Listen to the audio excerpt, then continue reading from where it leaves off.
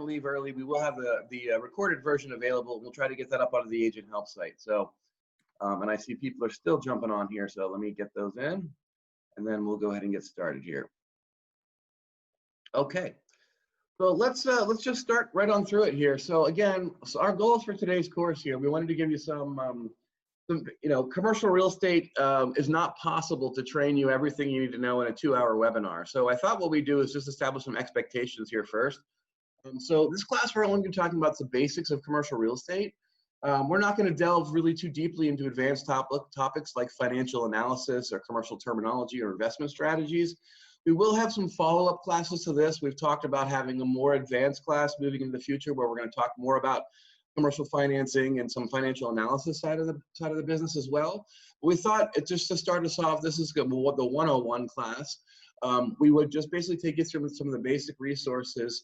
The call should last about 2 hours, but the idea of this is to put you on a path and give you the resources that you need to be able to sort of continue your education within this. So our 3 goals for today's class are to give you a fundamental understanding of the differences between residential transactions and commercial transactions, to help provide a clear path for those who want to explore those commercial opportunities, and educate about commercial support services, logos, signs, forms, website, and any policy procedure related questions. So if you have any questions around any of these topics, again, feel free to stop us. There'll be certain points in the presentation today that we stop and ask for questions. We know we have a lot of you on, and we wanted to make this interactive as well so that you have the opportunity to ask us questions, ask Rob questions, and I'll be happy to share those with you.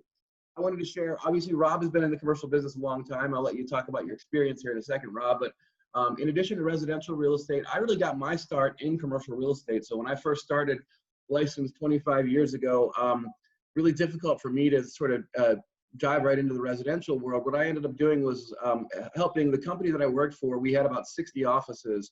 And so I managed all the leases and all the renegotiations of all the contracts for all the offices of the real estate company that I started to work for. And that's how I really got my start in the commercial real estate world. So I've sold everything from hotels to leasing and leasing real estate offices for my first 5 years into the business. So I do have a little bit of a commercial background as well, in addition to the residential. And that's actually the very first training that I ever taught back 20 years ago was a commercial 101 class that I did for a different company. So finally, my life has come full circle and back around, and I get to delve into this commercial topic again. I'm here mostly today as the moderator, and Rob is our resident expert. He is, of course, our director of our commercial division. And why don't you give a little bit on your background about how you got into commercial and how long you've been doing it? Absolutely. Thank you. Yeah, I started in the retail kind of hospitality, restaurants and hotel. Like a lot of people, I put myself through college working in restaurants, and I was fortunate enough in 1997 to room with a gentleman who had joined a company at the same time that I did, and he was the real estate professional, and I was in operations with a restaurant chain that some of you may know called PF Chang's. And we were a small company with 6 locations and getting ready to grow. And I spent 4 months in Las Vegas and became very good friends with the real estate person. And he was from California. And basically I ended up, and I was in Miami, and I got a phone call one day from him, and he said, "Hey, can you go visit Tampa? I've got a realtor that's going to show you around. We're looking at some spots over there." And I'm born and raised in St. Pete in the Tampa Bay market. So this is where I'm from. And he knew that. And so I came over and did that and sent him some notes and my 2 cents. And before I knew it, he had asked me to go to Orlando and then Jacksonville and then Charlotte and then DC. And I started he taught me the real estate business from afar by coaching and developed me from that standpoint. And we were down in South Florida in 2006, end of 2006. I thought my son was born in March. And I was like, man, I love the restaurant business and what I do, but I want to have a little more flexibility in my calendar and be able to coach baseball and whatever it is that he does. And I want to be able to participate in. So we moved back here where my family is at to let my children grow up around family and friends. And I got on the brokerage side. I actually joined with Allen and Dewey is the only brokerage I've ever been a part of from a broker standpoint. So I started with them in 2007 and full-time in 2008. And of course, my background being in hotels and restaurants, that's where I started my brokerage side. And in 2011, Allen and Dewey approached me about taking over the managing director role. And so I got to partner my knowledge with the retail, office, and hospitality world with my managerial background and business background. So I've been doing that ever since, and enjoyed it. Obviously, back then we were Prudential, and then went through the transition from Prudential Commercial to Berkshire Hathaway. Yeah, and obviously I know in 2018 we were we had Tampa Bay, our Florida Properties Group. We were the #3 commercial brokerage in all of Berkshire Hathaway, and then last year we were the #2 commercial brokerage. So you've taken over and you've taken us straight to the top. So congratulations there, Rob. Thank you very much. Mm-hmm. We have some numbers to share here on a slide in a few minutes. So, all right, let's keep moving on here. So the first thing we want to address is a little bit, a procedural question.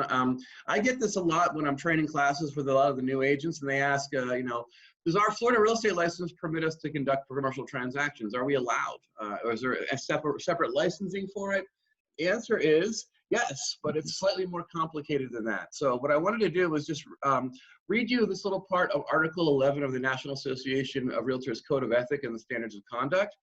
That specifically says, Article 11 here says, the service which realtors provide to their clients and customers shall conform to the standards of practice and competence which are reasonably expected in the specific real estate disciplines in which they engage, specifically residential real estate brokerage, real property management, commercial and industrial real estate brokerage, land brokerage, real estate appraisal, real estate counseling, real estate syndication, real estate auction, and international real estate. Realtors shall not undertake to provide specialized professional services concerning a type of property or service that is outside their field of competence unless they engage the assistance of one who is competent on such types of property or service, or unless the facts are fully disclosed to the client. So essentially what NAR is saying here is that whatever field of discipline that you decide to work in, you must have specialized training in that field. So any residential agent can say they've been through the 63-hour pre-licensing class, but if you start to conduct commercial real estate, if you were ever dragged into court, for instance, you'd have to show what commercial real estate training that you have gone through and attended. And so it's really important, if you were going to do real estate auction or real estate syndication or property management, and you're going to provide professional levels of service to clients and customers through that, you would have to provide the same level of education to show that you have trained on auction sales or property management. So commercial is no different.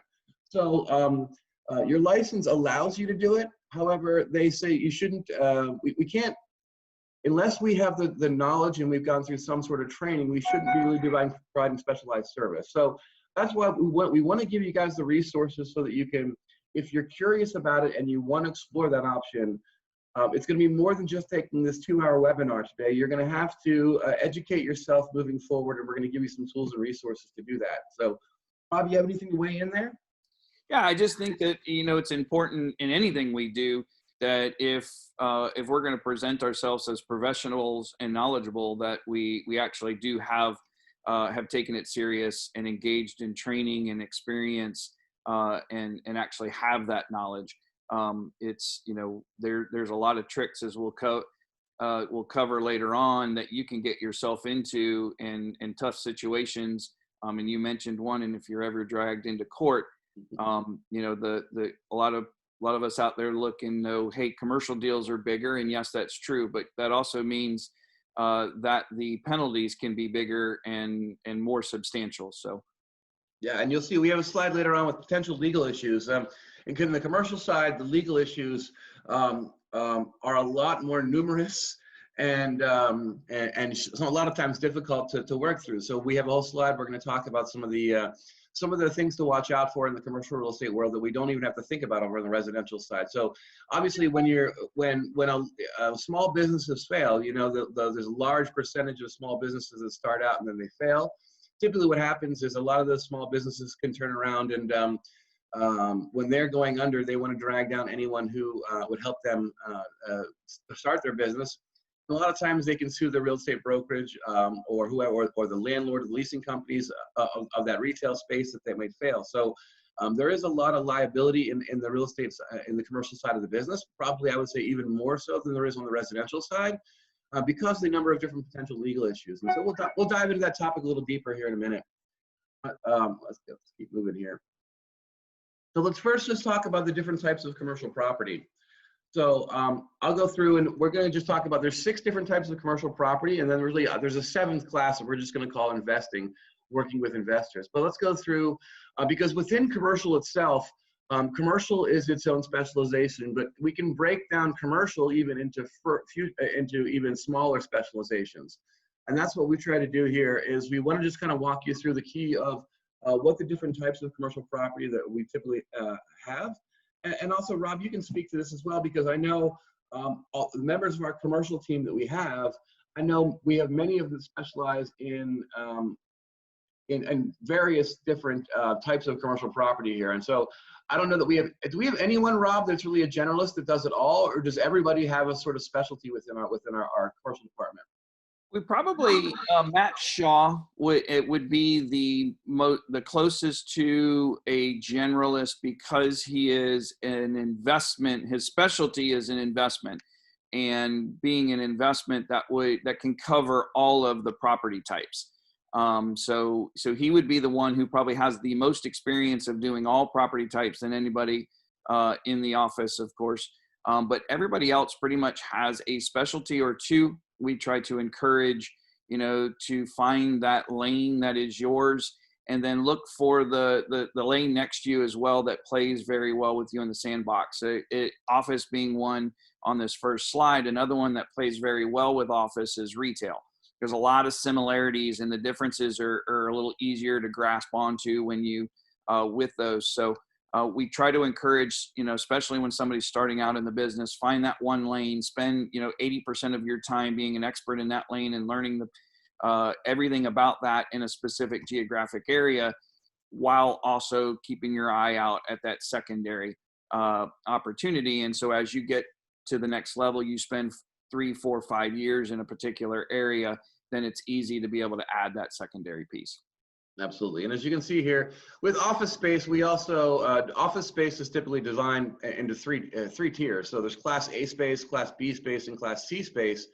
And in each market area, if you're going to be working in office, that's even a further specialty. You have people who work office who only work Class A space or B space or C space, because each of those targets sort of a different type of client or customer. So your Class C space, Rob, if you want to give a couple examples here, Class A is going to be a brand new building with the latest technology, with high fiber internet and all those sort of things, with a really beautiful front lobby. Class B space is going to be a slightly older, but has a lot of the amenities. Then Class C space is sort of the cheapest space that's available on the market. It's still office space, but it's not that sort of a high-rise building with all the latest amenities.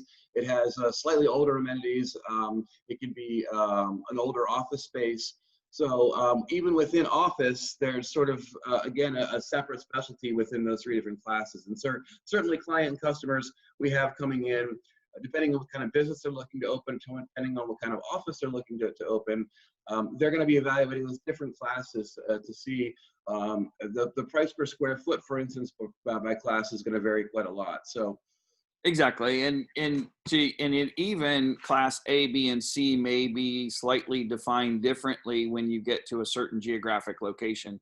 So even within our market, people, if you're in kind of the Pasco or Citrus and Hernando, what you would define as Class A in those markets would be different, of course, than if you go down to the Central Business District in Tampa or St. Pete as to what Class A, B, and C would be. So, generally those classes are unique to the geographic area. There's some standards for CBD areas or downtown, business core areas. And they typically are, as you mentioned, they're going to be what amenities are in a building. They're going to be the design, build, size of the building will also, and then age of the building can be a contributing factor. Perfect. All right, so the next type of space that we have available, well, that we work through, well, so here's a little more of a breakdown. Class A, Class B, Class C, and then you have your medical office buildings as well. And so I've tried to, on the photos on this page as well, you can kind of get a better idea of this. I was looking online to see if I can get examples of some photos of Class A space being that top image of we've all driven through some office parks like that. Class B, wide range of users with rents in the general range for that area. Buildings are fair to good and systems are adequate, but they can't compete with that top building.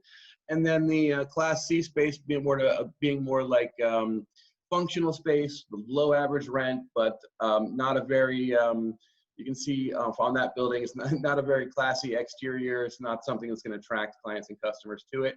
More of like a warehouse space, even on the office side. And then there's a separate subsector I thought worth mentioning, which is medical office buildings.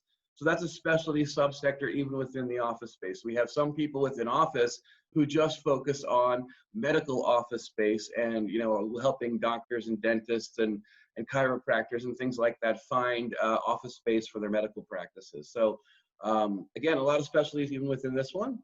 And then the next one we have here is retail. And as Rob said, retail kind of dovetails right in with the office because a lot of times, obviously, the retail establishments are looking for office space. So, and these are, it's complicated. The type of shopping center, so for instance, a regional mall or community center, or strip center, or power center is dictated by many metrics, including size, concept, types, number of tenants, and the different kind of area. And the single tenant buildings you might come across that are called big box centers, usually with a big chain like Target or Walmart, or pad sites with their single tenant buildings like shopping centers, often could be a bank or a restaurant or a drugstore. So retail is huge, and retail is out there not only in our main markets, but also in all of our tertiary markets, so the smaller markets that we have out there in the area. And one of the things I think you're going to find is that retail, there's always a great opportunity in the retail market because of the number of businesses around in the area. And we have a lot of the really experienced commercial associates in the market. They don't focus on a lot on the basic retail. So you'll find always opportunities available. I mean, one of the things I've always learned is when you talk to business owners, right? Businesses that I found when you talk to the owners, they're either struggling or they're growing. It's usually very rare to have a business that's sort of at a flat. They're wanting to expand their office and open up new locations. If the restaurant's doing really well, or they're usually struggling to pay their bills and need to sublease space or find cheaper rents and things like that. So retail sector is a sector that I think that I have focused on in the past for my own business, and it's one of the areas I've found that the leads can be very easy to generate, because talking to other business owners, if you can catch them at the right time, you're always going to find there are always opportunities, because businesses are always looking to grow, shrink, expand.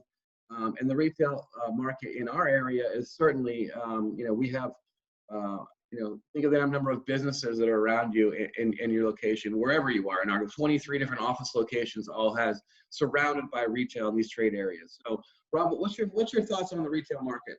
Yeah, I think, one of the keys, kind of to follow up what you're saying about the opportunities within retail, one of the driving forces of that is because retail, more than most other property types, you have the owners are of multi-tenant buildings. And so the tenants inside there have leases, and those leases typically run between 3 and 5 years.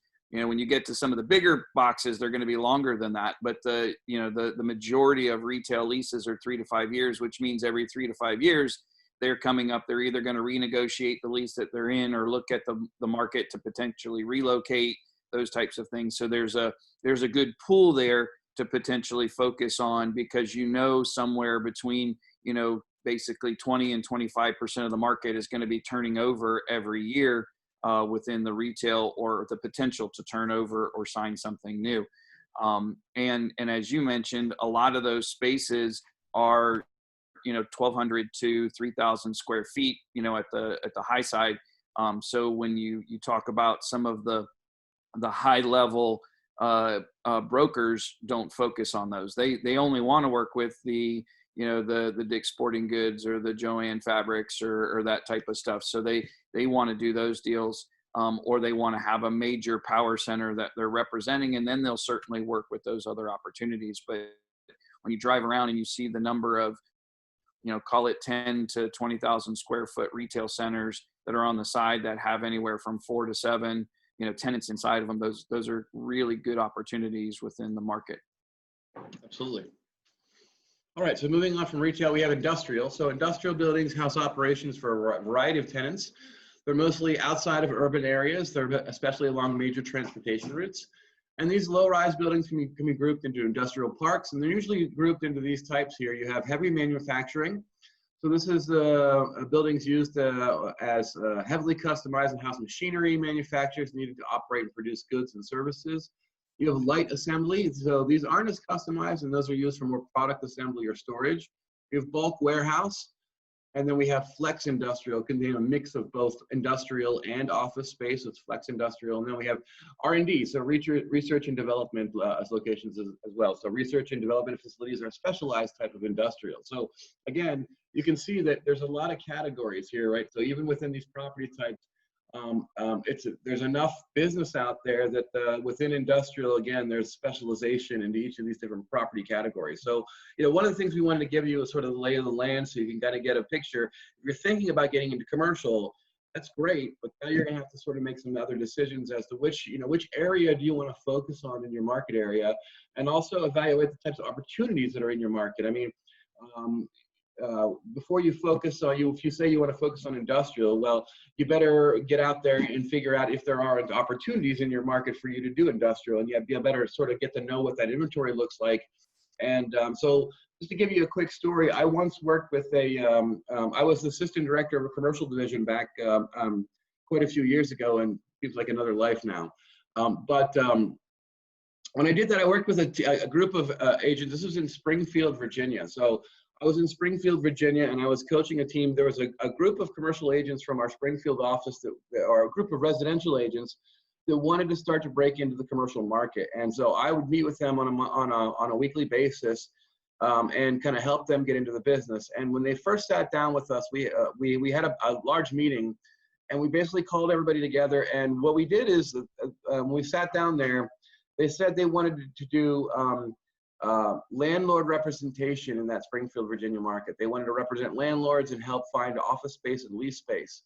And we gave them homework as part of that meeting. I gave each of them an area to go ahead and cover, and we were going to come back in 1 week and we were going to share the results. And they had to go out and they had to catalog some of the buildings. They had to find out what the vacancy rates were.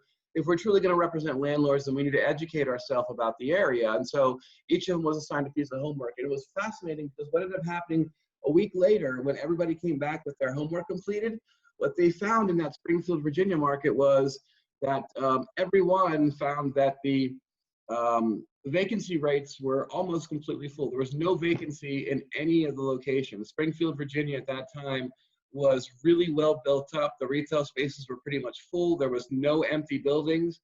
And so when we came back and as together as a group and we all shared this information, one of the things that we came out of it was there's really going to be very few opportunities to help landlords. Landlords aren't sitting there with empty space available. So what that helped us do is then the group changed its entire focus. Who would have a hard time in that market? It's not going to be the landlords who have full buildings. The people who are going to have a hard time in that market were going to be the tenants. So they switched their whole approach from doing landlord representation to doing tenant representation. But they didn't know to do that until they really evaluated their market and learned what was happening out there in the area. So I thought that was a really good lesson, is that you have to not only figure out where the opportunities lie, but you have to understand what's happening in the market and see if there is an opportunity right now. So I don't know if you want to talk a little bit about what about our markets, Rob, but I know that there's certain pockets. I know our company is so spread out that you can't talk about every possible location, but. Yeah, no, definitely. So real quick, I'm going to, Kristen asked a question, so I'm going to backtrack because it's real easy to answer at this point. She asked if, does the class change if the building goes through upgrades? And when we were talking about class A, B, C, and the answer to that would be yes, it can. You typically would not see a class C building turn into a class A building without it being probably taken to the ground and being rebuilt. But you could definitely see a higher or those fringe where it's a B property, maybe because of some of the decor and things of that nature, but it's in an A location. And then if they went in and did some improvements and changed it then that would move it up to a Class A type spot. So it can change. You normally won't see them jump from either a very low B or C property up to an A, but you can certainly see C's go to B's and B's go to A's. So on the, I mean, kind of with all, but, when I think some of the people that are on this will have spoken with me previously. And one of the first things that I say when I talk to somebody is, well, what do you want to focus on? And we talk a lot about what are their relationships, what are their experiences, and then what's going on where geographically. I really encourage people to geographically, start when they're trying to build their business where they live, because you're gonna end up interacting with those business owners and people that you want to do business with. And if you live in Wesley Chapel and you want to do, heavy manufacturing, you're going to need to travel, because there isn't heavy manufacturing in Wesley Chapel. You're going to have to go out. So to your point about evaluating the market is a very good point, and you need to do that. You also in that is you may have it all around you. What relationships do you have? Do you have more relationships that may lean you towards the retail or office world versus industrial? Or in a past life, did you work in manufacturing? Were you in research and development? Did you, work a job that you had some front office, but you had a lot of backspace in the back where it may be considered flex? And if you have those relationships, those are things that you want to do. But, we have some core markets within the Tampa Bay area, of course, along Polk County and Lakeland and over towards the port. Are most significant, and over to the airport are our most significant industrial markets. And then you have pockets that kind of fill in from there. You have some over in kind of the west side of Pasco. You have some up on the north side towards a little more towards the true Zephyr Hills and Dade City and San Antonio, that type of stuff. And of course, you do have some as you come up north on 75. Around that I-4 corridor and slightly that cover the industrial market. One of the keys, to industrial as well as, there's that to me is probably the most diversified property type, with the number of, some of them will have, 10% office, some may have 50% office, some may have 70% office and 30%, warehouse or storage space, that type of stuff. You can have office showrooms. So you'll have storage, a lot of like flooring or tile companies, things of that nature. They've got a big storage in the back, but then they'll have a little showroom up front to be able to display their products and things of that nature. And there's uniquenesses to all of those on what their needs are, whether it's ceiling height. There's a lot of factors on power, even the strength of the flooring, depending on what's going to go on inside of an industrial building. To the ceiling heights, roll-up doors. Do they need dock high doors? Do they want grade level doors? Do they want them to be pass-through type doors where they drive in one door and drive out another door? So it's a strong market within our area, and I think it has been a strong market. It is also one of the key indicators economically on how how we're doing. Because it lets you know, are companies building up inventory to be able to sell? Do they have it, or is it dwindling and they're not, manufacturing new inventory because they're starting to kind of hedge their bets? Absolutely. And this is one of the sectors that gives me a headache. I live here in Apollo Beach. I'm surrounded by the industrial. And so, my drive to work is always interrupted by 6 dump trucks and every industrial truck in the world I have to follow to get anywhere I drive in this area. I think that's the worst part about the driving around where I live. But so hopefully in the future we start to see these industrials push out into the less suburban areas. But anyway, so moving on, multifamily is next. So multifamily, this is an area a lot of investors like to focus on as well. But this covers all residential real estate outside of the single family apartments, condos, and co-ops and townhomes. And like office buildings, multifamily properties are often also classified into A, B, and C space, depending on the area and the market. Apartment rental buildings in particular are split into multiple property types. So we can see here on the Freddie Mac website, they separate them into the government website. They separate them into 6 different buckets. They separate them to high rise, mid rise, garden style, walk up, manufactured housing, and then special purpose housing. So again, even within multifamily, again, you have multiple categories of specialties and different types of property within the multifamily. So, you know, if you're working multifamily, the question is going to come up: is it a high rise? Is it a mid rise? Is it garden style? Is it a walk up? You know, is it a manufactured housing community? Different types of property, all just within this one category as well. So. Yeah, and with multifamily, you'll see brokers who typically focus on the size as well. So you know you'll have experts that handle in 25 units or less, 50 units or less. Normally, it jumps to 100 units from 50, and then you'll have those who focus on only properties that are 100 units or more, or 200 units or more. And obviously from a class standpoint, this is one where a lot of investors come in and try to find a class C, or not necessarily it is there, but within the business, we also have a D class, and they'll try to find those and then go in and put renovations and clean up the property and go, you know, unit by unit and really improve it and move that up. And that's one where if it's in a good geographic location, you do have the potential to jump from something that would be considered even outside of the C to bringing it up to a B. Probably not going to bring it up to an A without knocking it down, but you can definitely make some significant improvements within the multifamily to move things up. And of course, the multifamily has been one of the stronger property types, you know, going in and out of recessions, because we all need housing, and we all know that, you know, even in today's market, we're under, in inventory when it comes to single family homes, and so multifamily kind of fills a bit of that role. Yeah.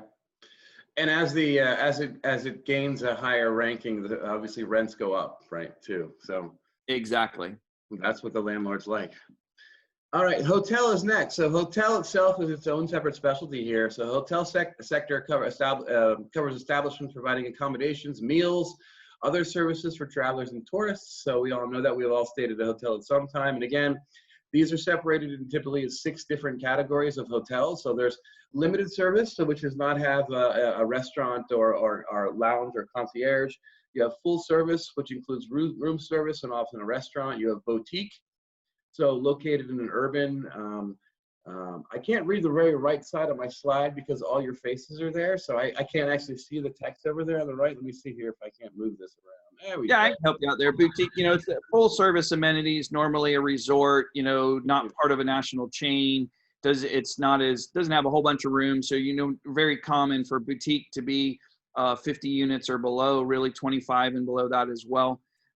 You have casinos, which are unique in and of themselves, because sometimes the casino will actually own the hotel, and in other ways the casino owns the casino, but there's a different owner for the hotel property, and there's agreements that go back and forth between the hotel and the casino.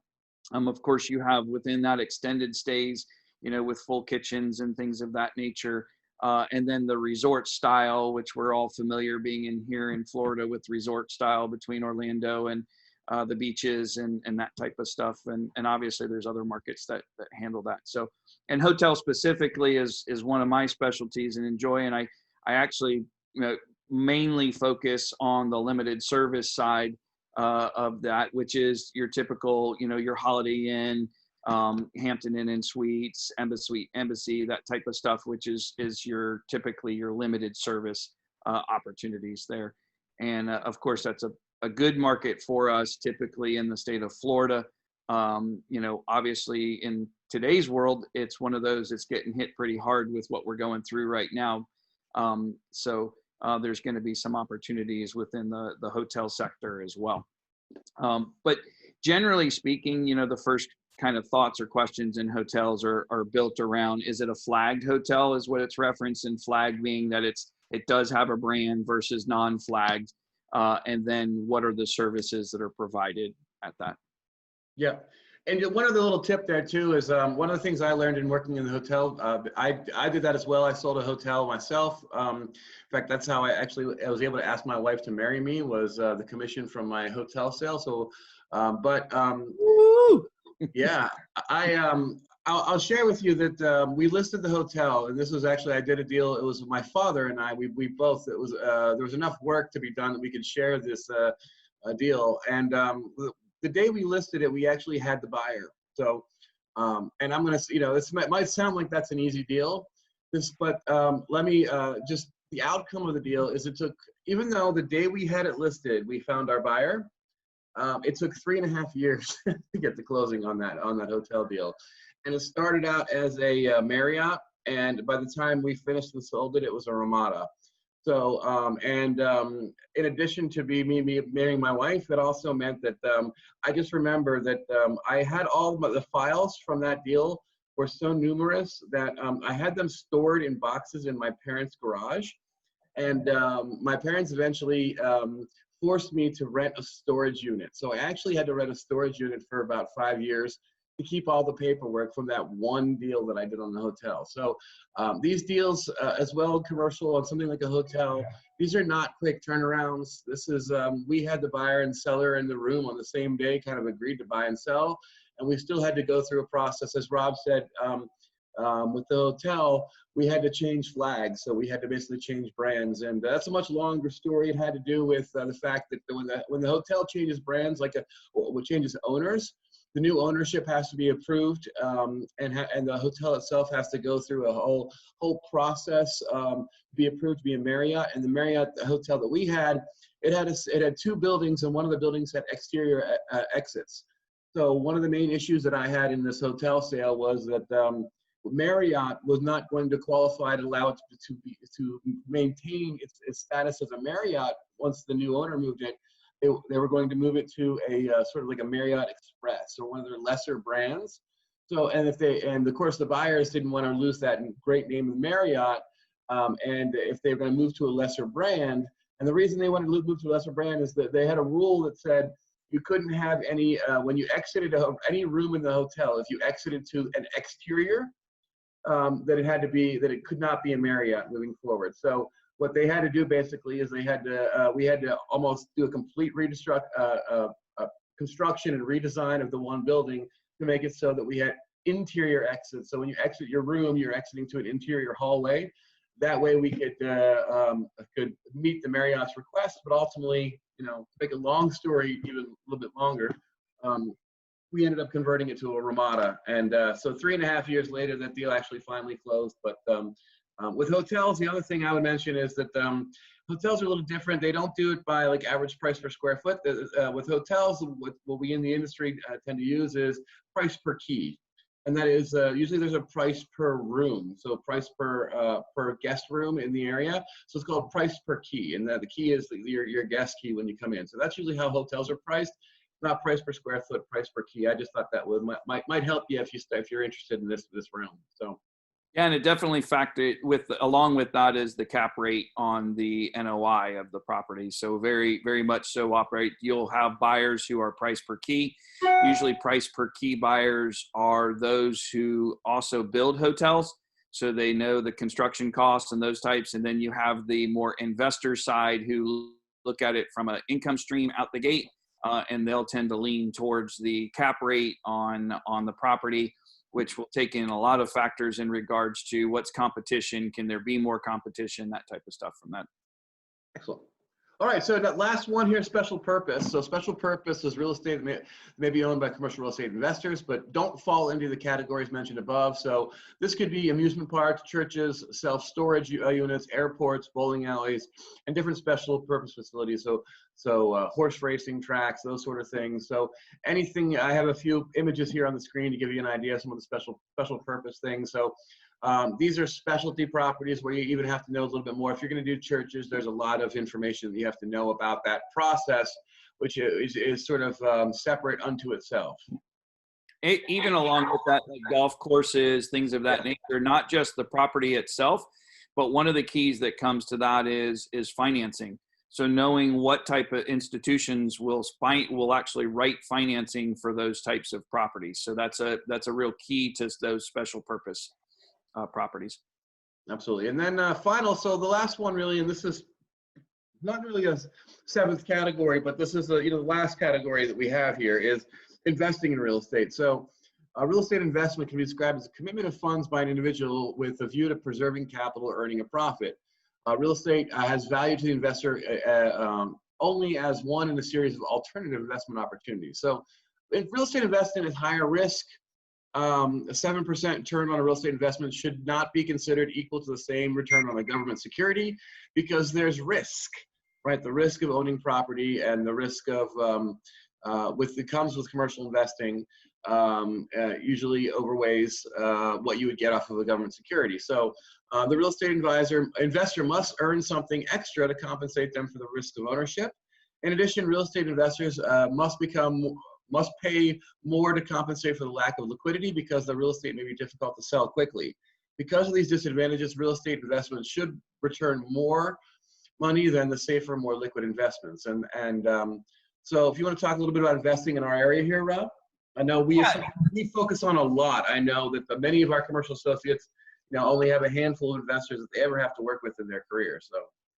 Yeah, and a lot of times from the investing standpoint, I even back kind of to the hotel. So you'll have different types within that, what they're looking for. Some will be pure out the gate, I want income stream. And normally if they're just looking for an income stream, they're really looking for a stabilized property that is going to basically, as Alan Crumbly would say, they want to see the mailbox money. They want a coupon clipper that's just going to show up.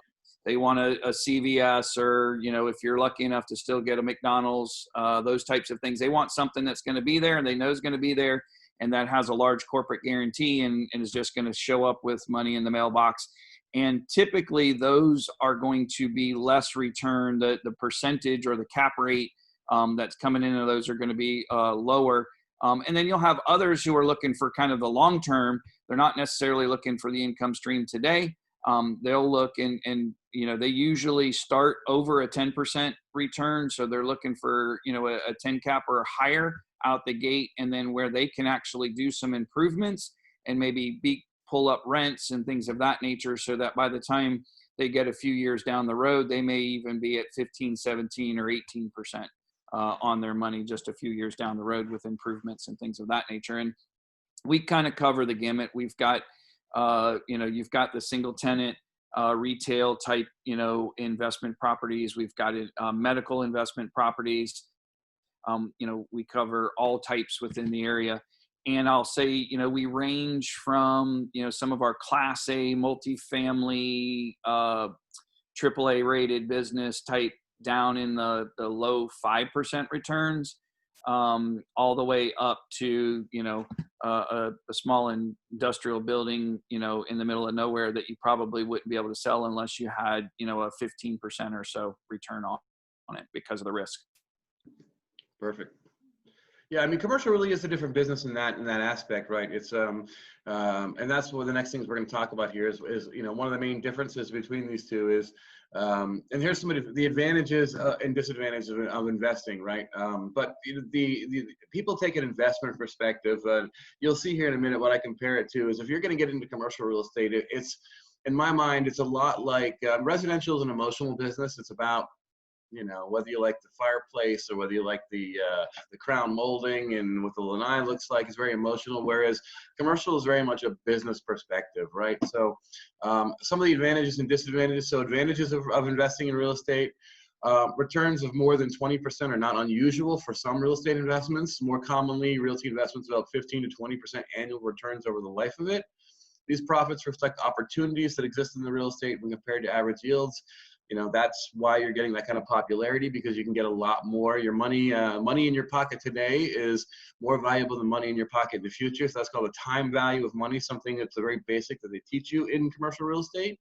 So investors want to put their money to work for them to be able to make a bigger return. But the disadvantages are going to, poor liquidity, the large capital requirements, constant management of those properties, the responsibility of being a landlord, and the relatively high degree of risk in that segment. So we've already mentioned some of these. So let's keep moving on. So talk about, so there are some great opportunities for you to become successful in the commercial real estate market. One of the things I want to mention here is that we kind of touched on a little bit, but most of the larger commercial companies, so these are going to be your Cushman Wakefield, the ones, the commercial associates that operate at buildings in downtown Tampa, they have to maybe do some of the smaller commercial transactions, but not the desire. So you'll find that in our tertiary markets, so I live here in Apollo Beach and we have Brandon close by. There's probably a few commercial associates focused, but none of the real top guns. The top guns are focusing in downtown St. Pete, downtown Tampa, in those downtown high-rise markets. That's where they're gonna, that's where they basically make their chops. Whereas most of them don't touch into these other areas. So there's a huge opportunity out there for our associates. Because those many residential associates that we have the desire to work in that market, but not the competence. So there's a gap there missing where there's people who need our help, but they don't want to work with a residential agent because they don't know what they're doing. And the commercial agents, can you guys still hear me? I got to get next. It just says my internet connection is unstable. Okay, everything's still good. But this leaves landlords, tenants, buyers, and sellers who can't find an enthusiastic, competent commercial associate that help them with one of their investments. So once you gain your commercial competence and market knowledge, you'll be able to help these small business owners buy, sell, lease real estate, and you'll soon be able to handle the larger transactions that come up. So you still there, Rob? Yep. Yeah, and you're breaking up a little bit on my end, so I'll kind of chime in here a little bit and see if it settles down in just a bit. I think within the commercial market, as we're talking about, a good example is, and you mentioned some, like Cushman Wakefield, and of course there's some investment focused brokerages out there, Marcus and Millichap. You've got Colliers and some of those, and they really do focus on the larger, class A and even, kind of high class B type stuff for the majority.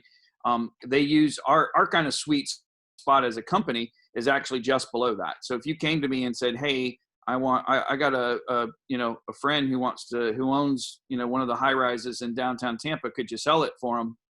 I'd love to sell it for him, but what I would do is I would partner with one of those firms because that's what they do every day. And they're going to be the expert in that.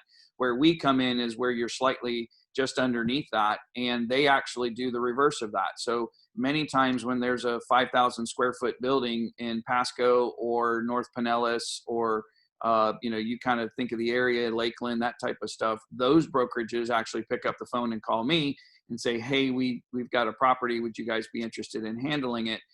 And they do that because of, you mentioned, our competence. They know as a brokerage, we have competent agents who focus on commercial real estate, who take it seriously, and this is their living, and we won't embarrass them to their customer. We'll take good care of them. So that's a real important piece. And you obviously don't want to jump in the pool in commercial real estate dealing with a $125 million, as attractive as that sounds, property. There's a lot of moving parts in that, and you don't want to get yourself in trouble.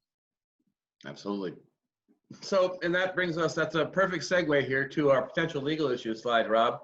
So you can see here, I just want to do list a few of them. We're not going to talk about these in any depth or detail, but just to show you a slide on some of the things that you have in commercial real estate. We have things like brownfields and wetlands and water damage and flooding. The flood zone that we have in our Tampa area, I know I've been through some seminars with some insurance companies that have talked about the long-term and future growth of the Tampa Bay market and the commercial world. And one of the things I know that they always talk about is the flood rules and restrictions and things that they have up along St. Pete and along the where a lot of the new developments coming in is the changing of the flood laws and things has had a big impact on the future growth of Tampa Bay. So these things are not only potential legal issues, these things are kind of, a lot of these can be in constant change or motion depending on the local governments are doing, about the rules and restrictions that are in the area. And of course, there's zoning issues and land use regulations and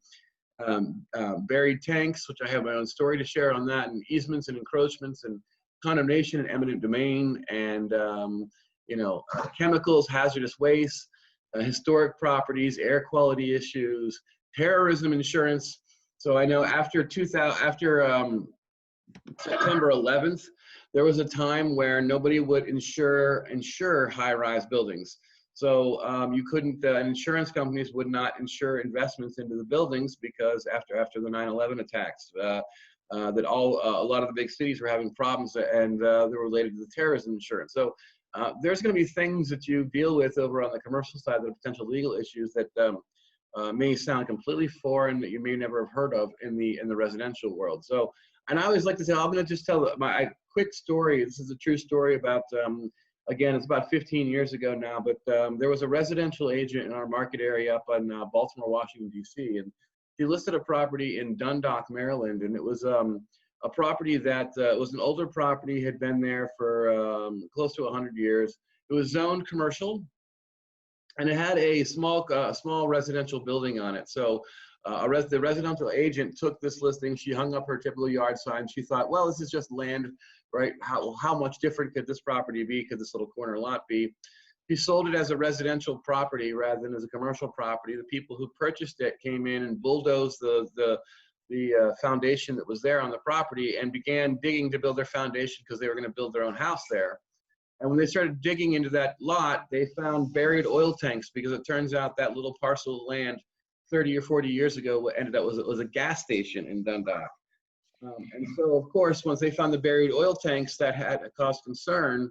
The Environmental Protection Agency was called out, and they found that the buried oil tanks had leaked. And so the next step that they had is they said that on that property, in order to rectify it, all the soil of that property had to be removed down to bedrock. And this soil was contaminated soil, so they had guys dressed up in the giant white spacesuits and filling up barrels full of dirt, shipping hundreds of barrels of dirt stored at a mine in Pennsylvania underground, because this is contaminated soil, right? And the cost to remediate the property itself was sold for about $60,000, this land, and the cost to remediate the property was more than $1 million. And so ask yourself, so in that case, I will tell you, the residential real estate agent who sold that parcel of land, had they known a little bit about commercial, they would have known to do sort of an environmental test. They would have known it was commercial land. They could have done an environmental test. The soil sample would have come back and shown that the ground had been contaminated, and she could have saved herself a heck of a lot of time, energy, and effort and money in this deal. So you want to be very careful if you are going to do a commercial real estate transaction. Don't treat it just like another residential transaction. There are going to be things that you have to learn. There are potential legal issues hiding out there that you never know that you may encounter. So I know, Rob, you've heard that story a few times before yourself. So. Yeah, for sure. And there's a lot of those, that go on. And I think kind of one of the keys to that is, one of the major differences between the commercial and residential is buying a commercial piece of property is a buyer beware activity, which means all things have to be investigated and done by the buyer. And you need to make sure you don't have the number of disclosures and things that you do on the residential side. So even, somebody asked in one of the questions about in a retail, is there a need to review business finances, P&L statements, and would you include those in an evaluation? And the answer is yes, but you also have to know, where do those numbers, P&Ls, come from? Where are you getting them? So just even in a transaction, are the numbers accurate? Are they certified by an accountant? Those types of things. And you find there's all kinds of stories out there where, you're going through and doing a deal and something pops up and kind of puts the brakes on it, and you end up down a legal road.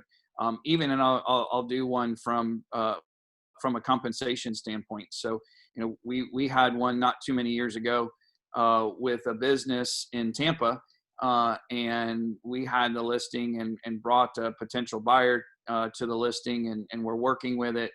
Supposedly they didn't, the agreement didn't happen.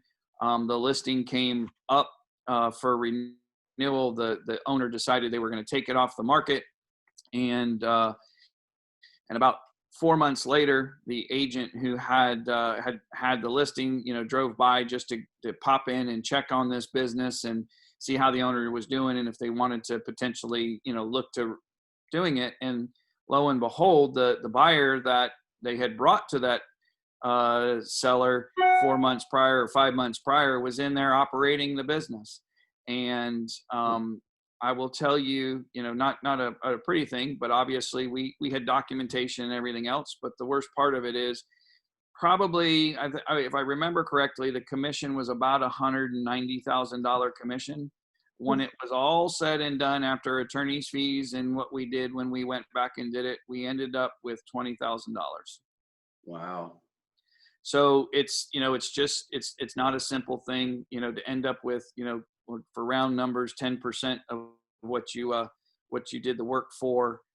And of course, because it was a business, it was a whole nother level of evaluating, the P&Ls and cash flow statements and assets and everything else, and valuing those. So, that person worked on it for about 2 years prior to that, putting everything together and making sure the business helped them establish the business in a way that their P&Ls actually were true to what they're doing, and had a value that would, that somebody could see and actually justify.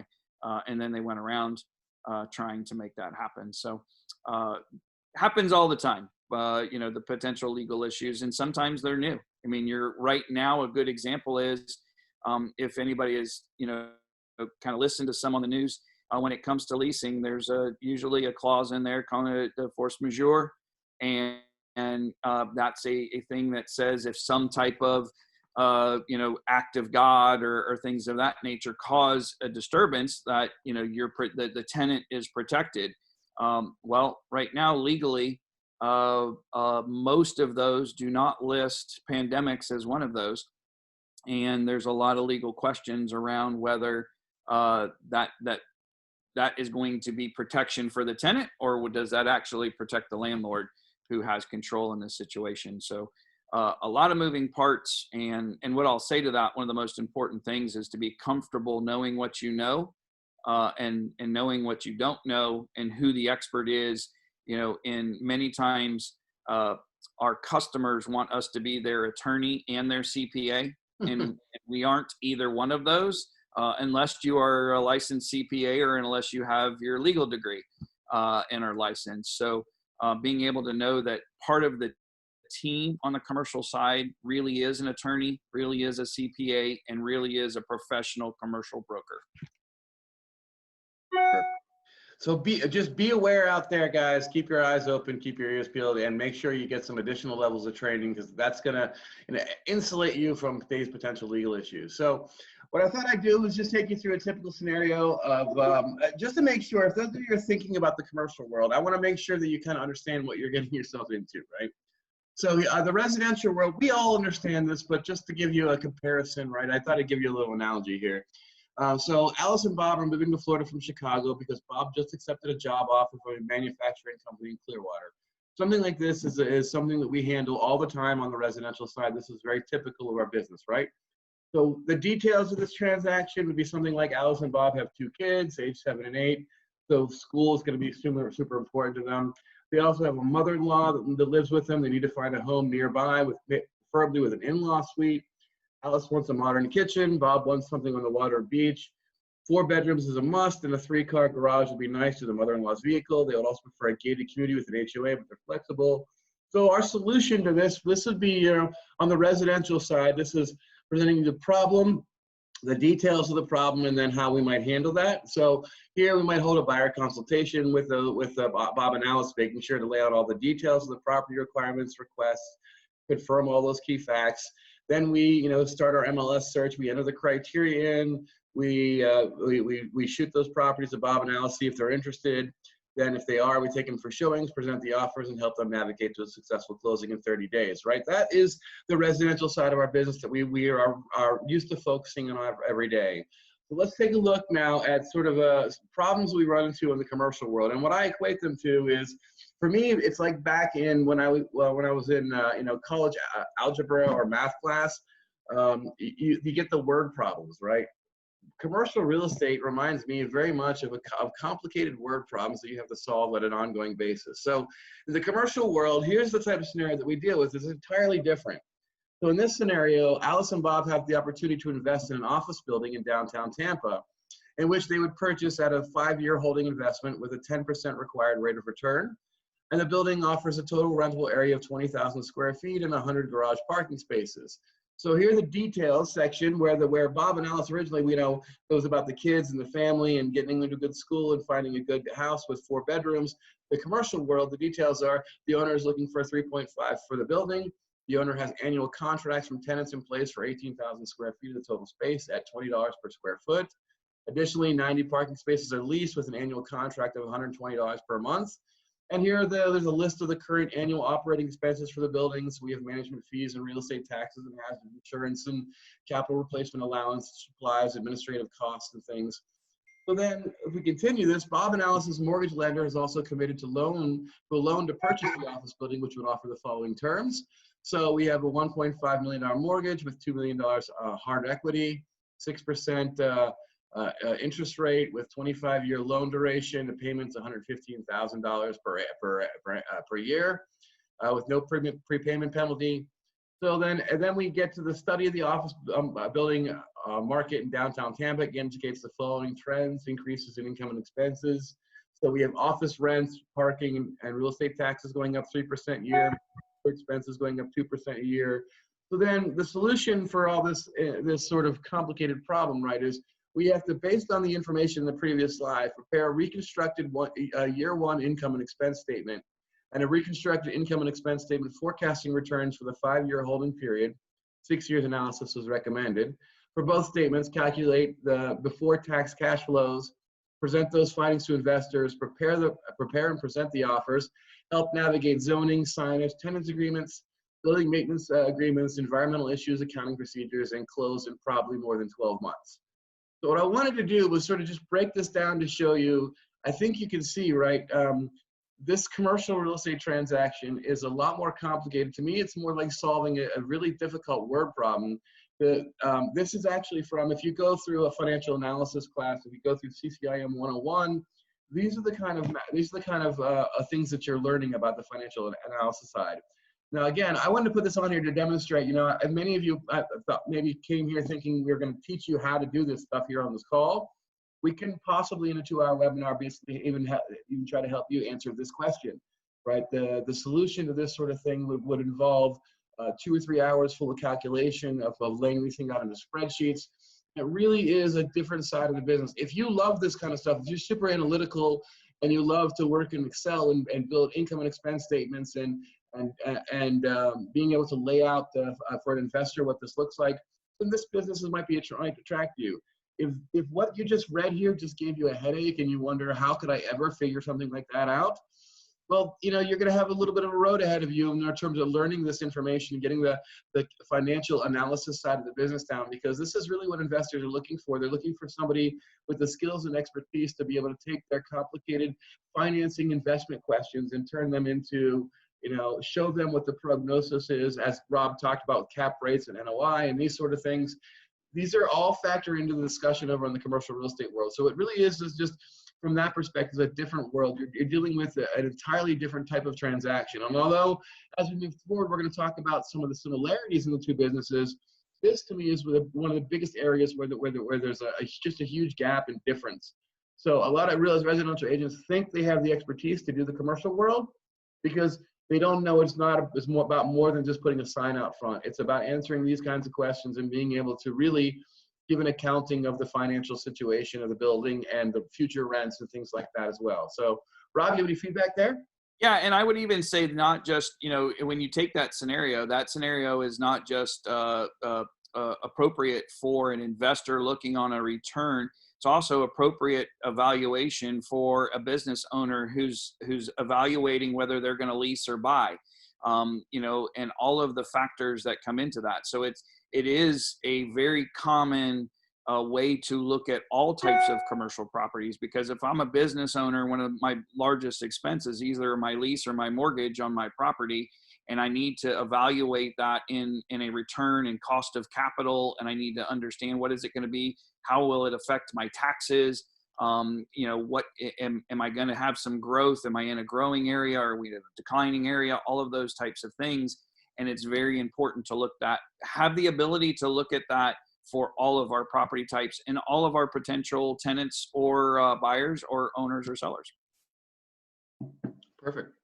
Awesome. Thanks, Rob. So this is where we kind of lay out the path for you. And with determination, training, skills practice, prospecting, and hard work, both paths can lead to success, but it's difficult, if not impossible, to specialize in both. So you have to ask yourself, really, do you want to help others find their dream homes, right? Where we can see here, what's important is crown molding, backsplashes, wooden floors, lofts, spacious bedrooms, right? This is an emotional business helping people change their lives and helping finding homes for families. The top skills on this business are going to be empathy, compassion, communication, organization, honesty, local community information, negotiation, presentation skills, and problem solving. And the great thing about the residential world is you have that instant list of inventory to get started. And deals close quickly. We have 30 days closings, cash is quicker than that, right?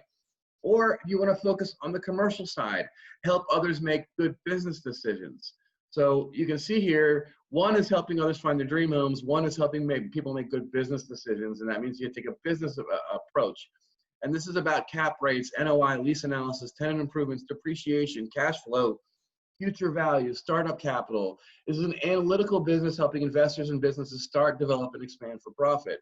The top skills here are analytics, determination, patience, financial analysis, ability to understand complex issues, risk management, and good at math, financial calculators, and spreadsheets. Inventory is not freely available to you. Although, yes, if you go on to Stellar MLS, there's a section called commercial, and you can look for commercial properties there. But that is not, that is a tiny reflection of what the actual commercial market is.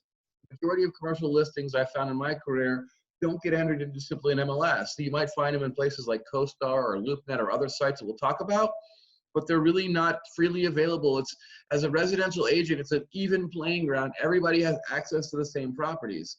But if you are a commercial associate and you're going against another commercial associate that knows your market better, they're going to have access to more properties and they know more about you, which means they're going to have a leg up with any of these clients or customers. This is one of the ways that the business is not on a level playing field on the commercial side, because it's up to you to catalog and make sure you find all the inventory. There's no rule in commercial that says when you take a commercial listing, you have to put it into the MLS like we have on the residential side. That leads to many pocket listings out there. That leads to a lot of times the only thing that happens is a for lease sign goes up on the building and doesn't get entered anywhere.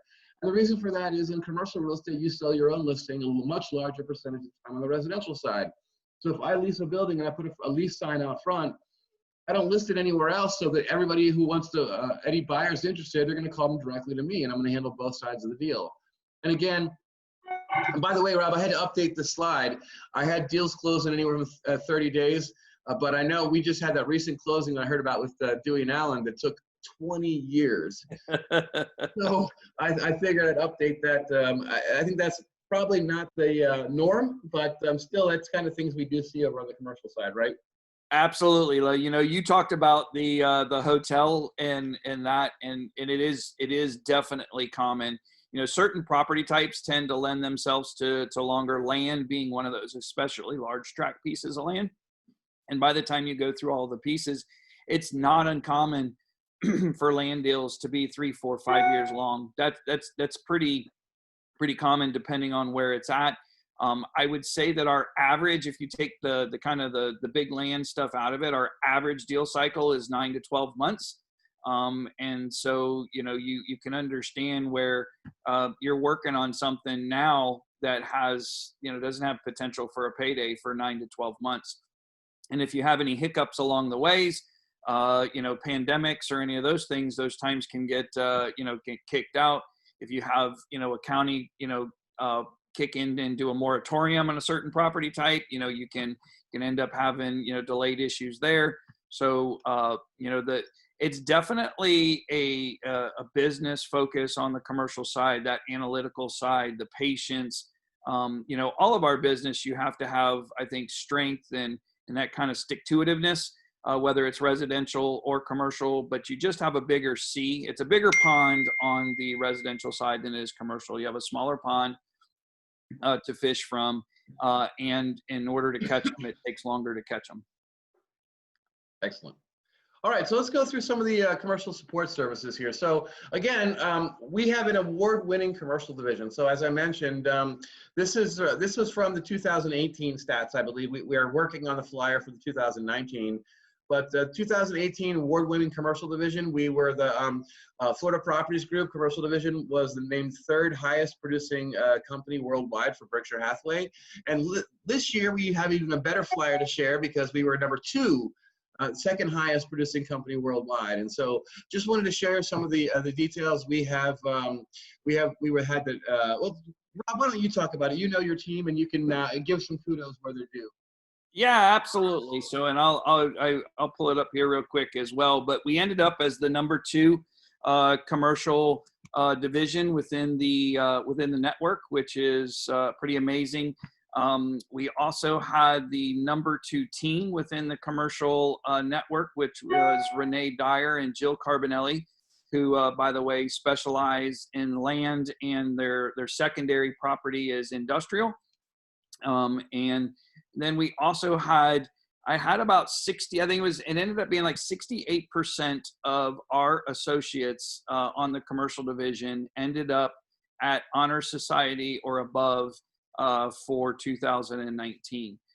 So, you know, although we definitely had the number 2, and Matt Shaw ended up as a gold, and of course Jill and Renee were diamond, and but we also had, you know, a large part of the rest of our team perform at a very high level. So we kind of, on a second note or addition to that, over the last call it 10 years, we have been in the top 5 every year. We have been all right, we only were 5th once, and we have been 1, 2, or 3 the other 9 years. So wow. And to think of it, you know, we're not in the LA market or New York market. So to do that, to be in the top 3 of every year for the last 9 years, and not to say Tampa Bay is a small market or anything, but certainly, I mean, there are much larger markets where we have bigger Berkshire Hathaways. So that is really a fantastic achievement, Rob. Yeah, you know, and just kind of, you know, for 2019, just kind of some numbers. We did about 105 million in volume, and slightly different on the commercial side versus the residential. That's just the transaction. So when you do volume on the residential side, it's both sides get a full, you know, kind of full volume unit. On the commercial side, if it's a $10 million deal and there's, you know, 2 people on the deal, it's 5 million and 5 million. It's not a buyer 5 or buyer 10 and seller 10. So that's a true 105 million.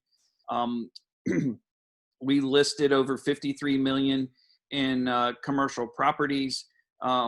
We closed almost $20 million in lease volume as well.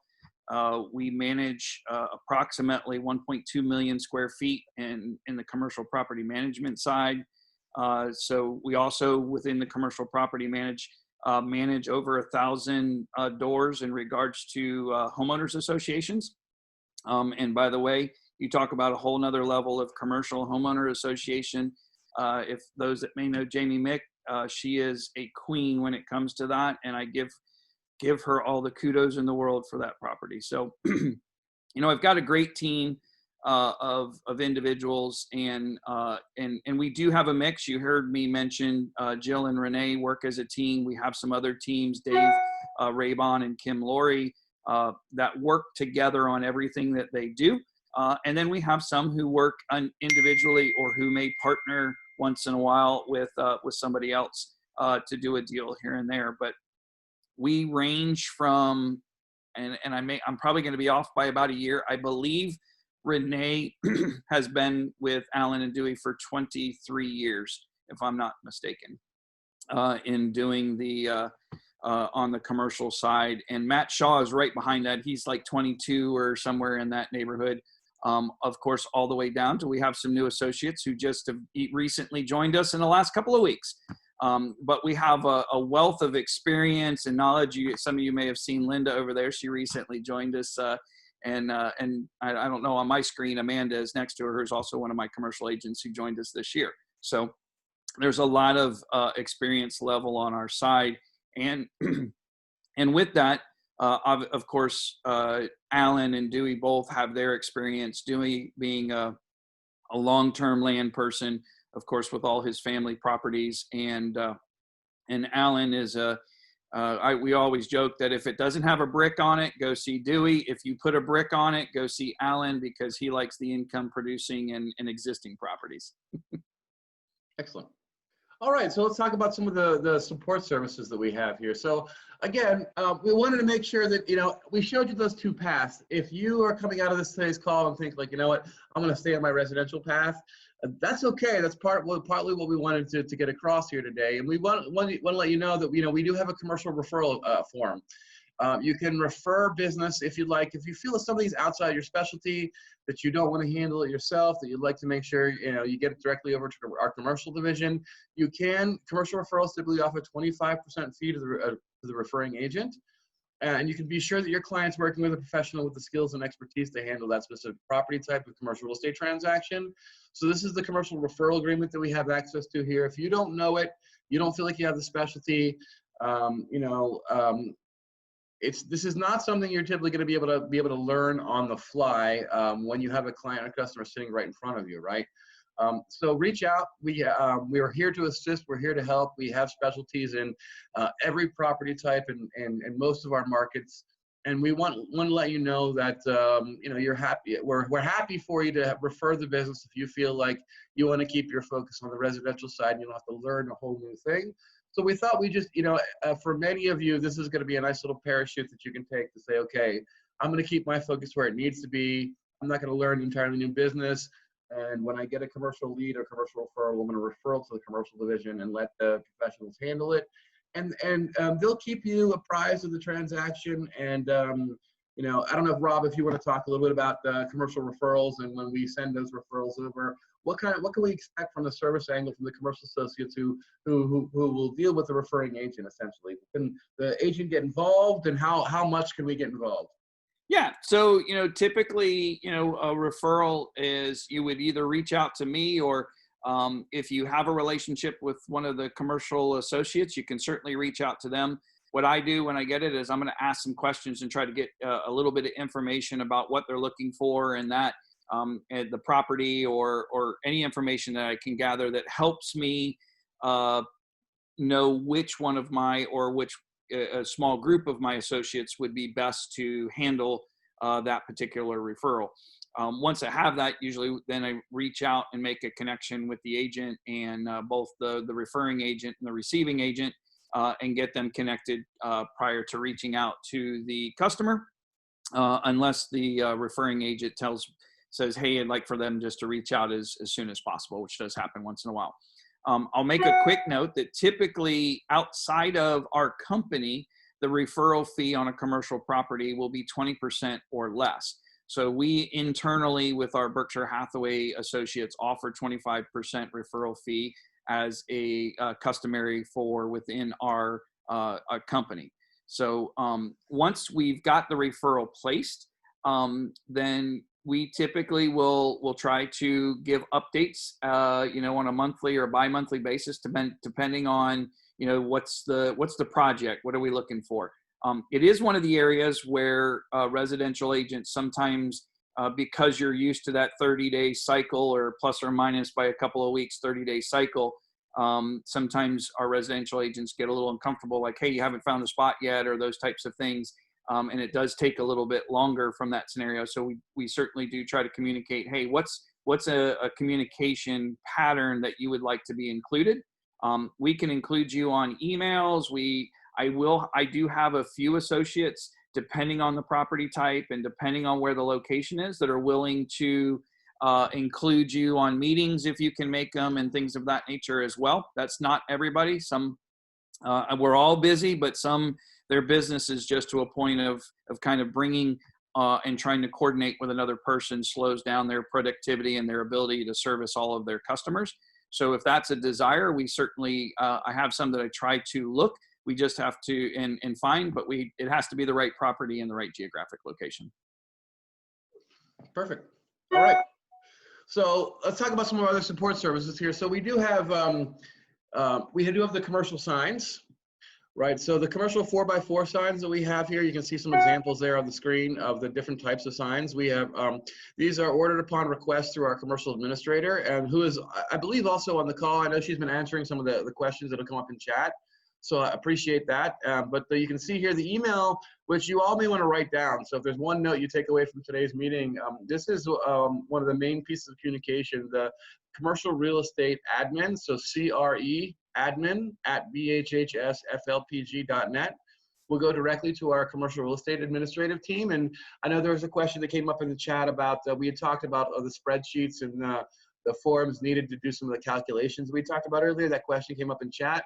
And I saw that our admin basically reached out and says, we have tons of spreadsheets. Like, just let us know what you need and we'll be happy to send some your way. So reach out if you ever have any commercial requests for signs or questions about referrals or things like that. This is an email address that you should all have handy that you can use to basically ask questions of the administrative team. You can get information about the signs or do sign order forms, and basically that's where all the knowledge is stored, was with our admins or the team, because they help support all of our commercial associates as well. Correct, Rob?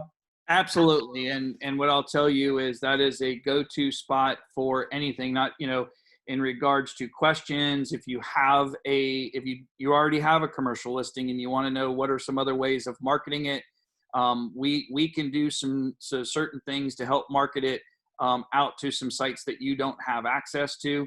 And Trish and the admin team are an excellent source. I know that if I opened it up to anybody that has worked with them and reached out, I get a lot of positive feedback in regards to the amount of information that that we provide from that standpoint, and specifically that the admin team and Trish provide to everybody in regards to that. So obviously we'll order signs for you. They are not a charge. You don't have to pay for the signs. We'll have them put up. They're 4x4 signs that go out. If you'd like a specific writer, as you see on the like the picture on the left with your name, that as long as you buy it, we'll have it installed as well. We do have some generic writers in regards to for lease or for sale, because our signs don't actually have for lease or for sale on them. But that 800 number does go to our to the admin team, and then by the property is then directed right to whoever the listing agent is. So there's just a lot of resources. You have some forms that you can access on dotloop as well. But I would encourage you, anytime you're thinking or you need something, just to reach out. Get a drink here. Perfect. Well, thank you, Rob. All right. Let's keep moving here. So the logo, so you can see here, I've been featuring it here in the slides. We have the Berkshire Hathaway Home Services Florida Property Group Commercial Division. So anything you want to mention about the logo, Rob? No, just obviously that it like all of our logos can't be modified and all of that. It is the same logo that our residential office has with the commercial division down at the bottom, which helps provide some continuity. I will say that, as a company, we think of the commercial signs as kind of that broad marketing opportunity, because you see our signs on major roadways and highway, off of highways and things of that nature. On certain pieces of land, we also have 4x8 signs that we put out there for those, which give great exposure and branding for all of us. And then, of course, the residential signs that are in the different developments and things of that nature give us kind of our fine-tooth targeted branding as well. So it's a great partnership for us. Perfect. So, and again, just to reiterate the check. So again, we have lease agreements, purchase contracts, confidentiality agreements, commercial disclosures, landlord-tenant documents, listing agreements, commission and referral forms. There are some templates available. So some of those forms are available through the dotloop. But a better resource, if you ask me, to just email that commercial admin, which we've given you that email address. So you reach out to them, you let them know what you're looking for, and they can help you get whatever forms or documents you might need on that. Yeah, absolutely. There's a lot there.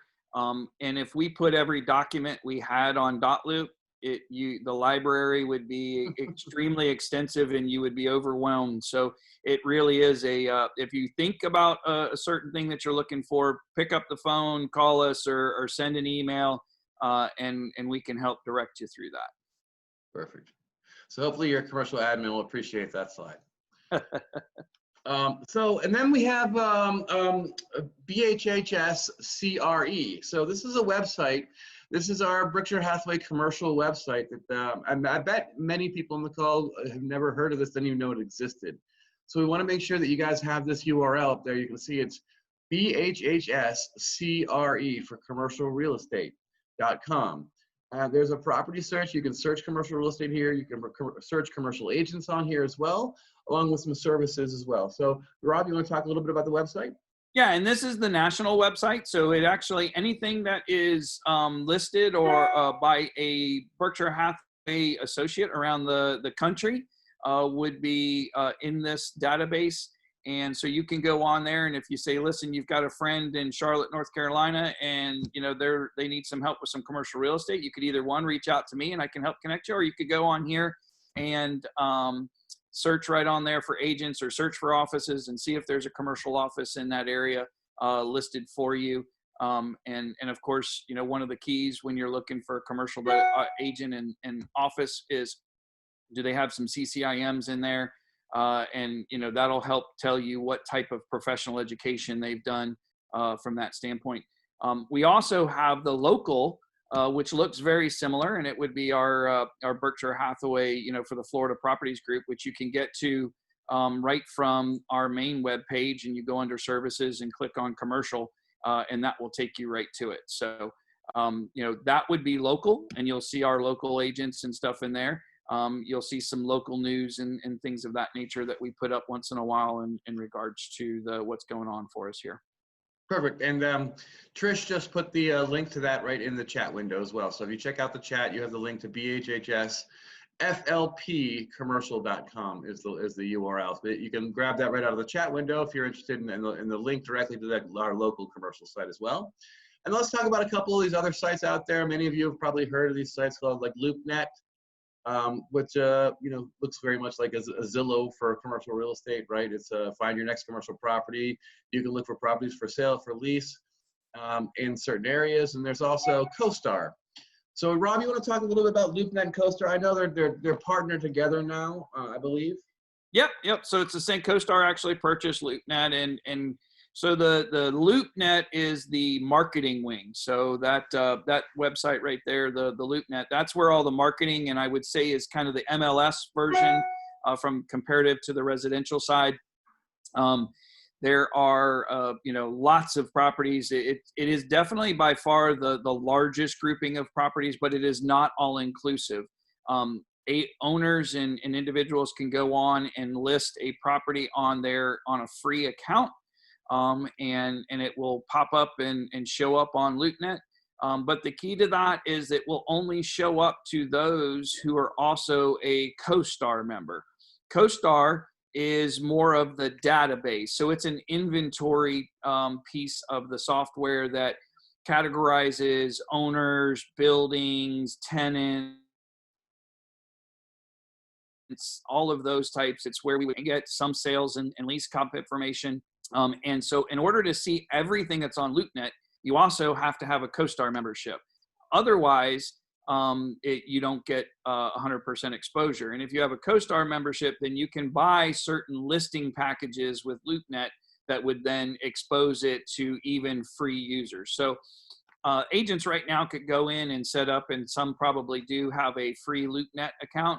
And if you go through and you search on that, the only properties that you're seeing are those who actually have a paid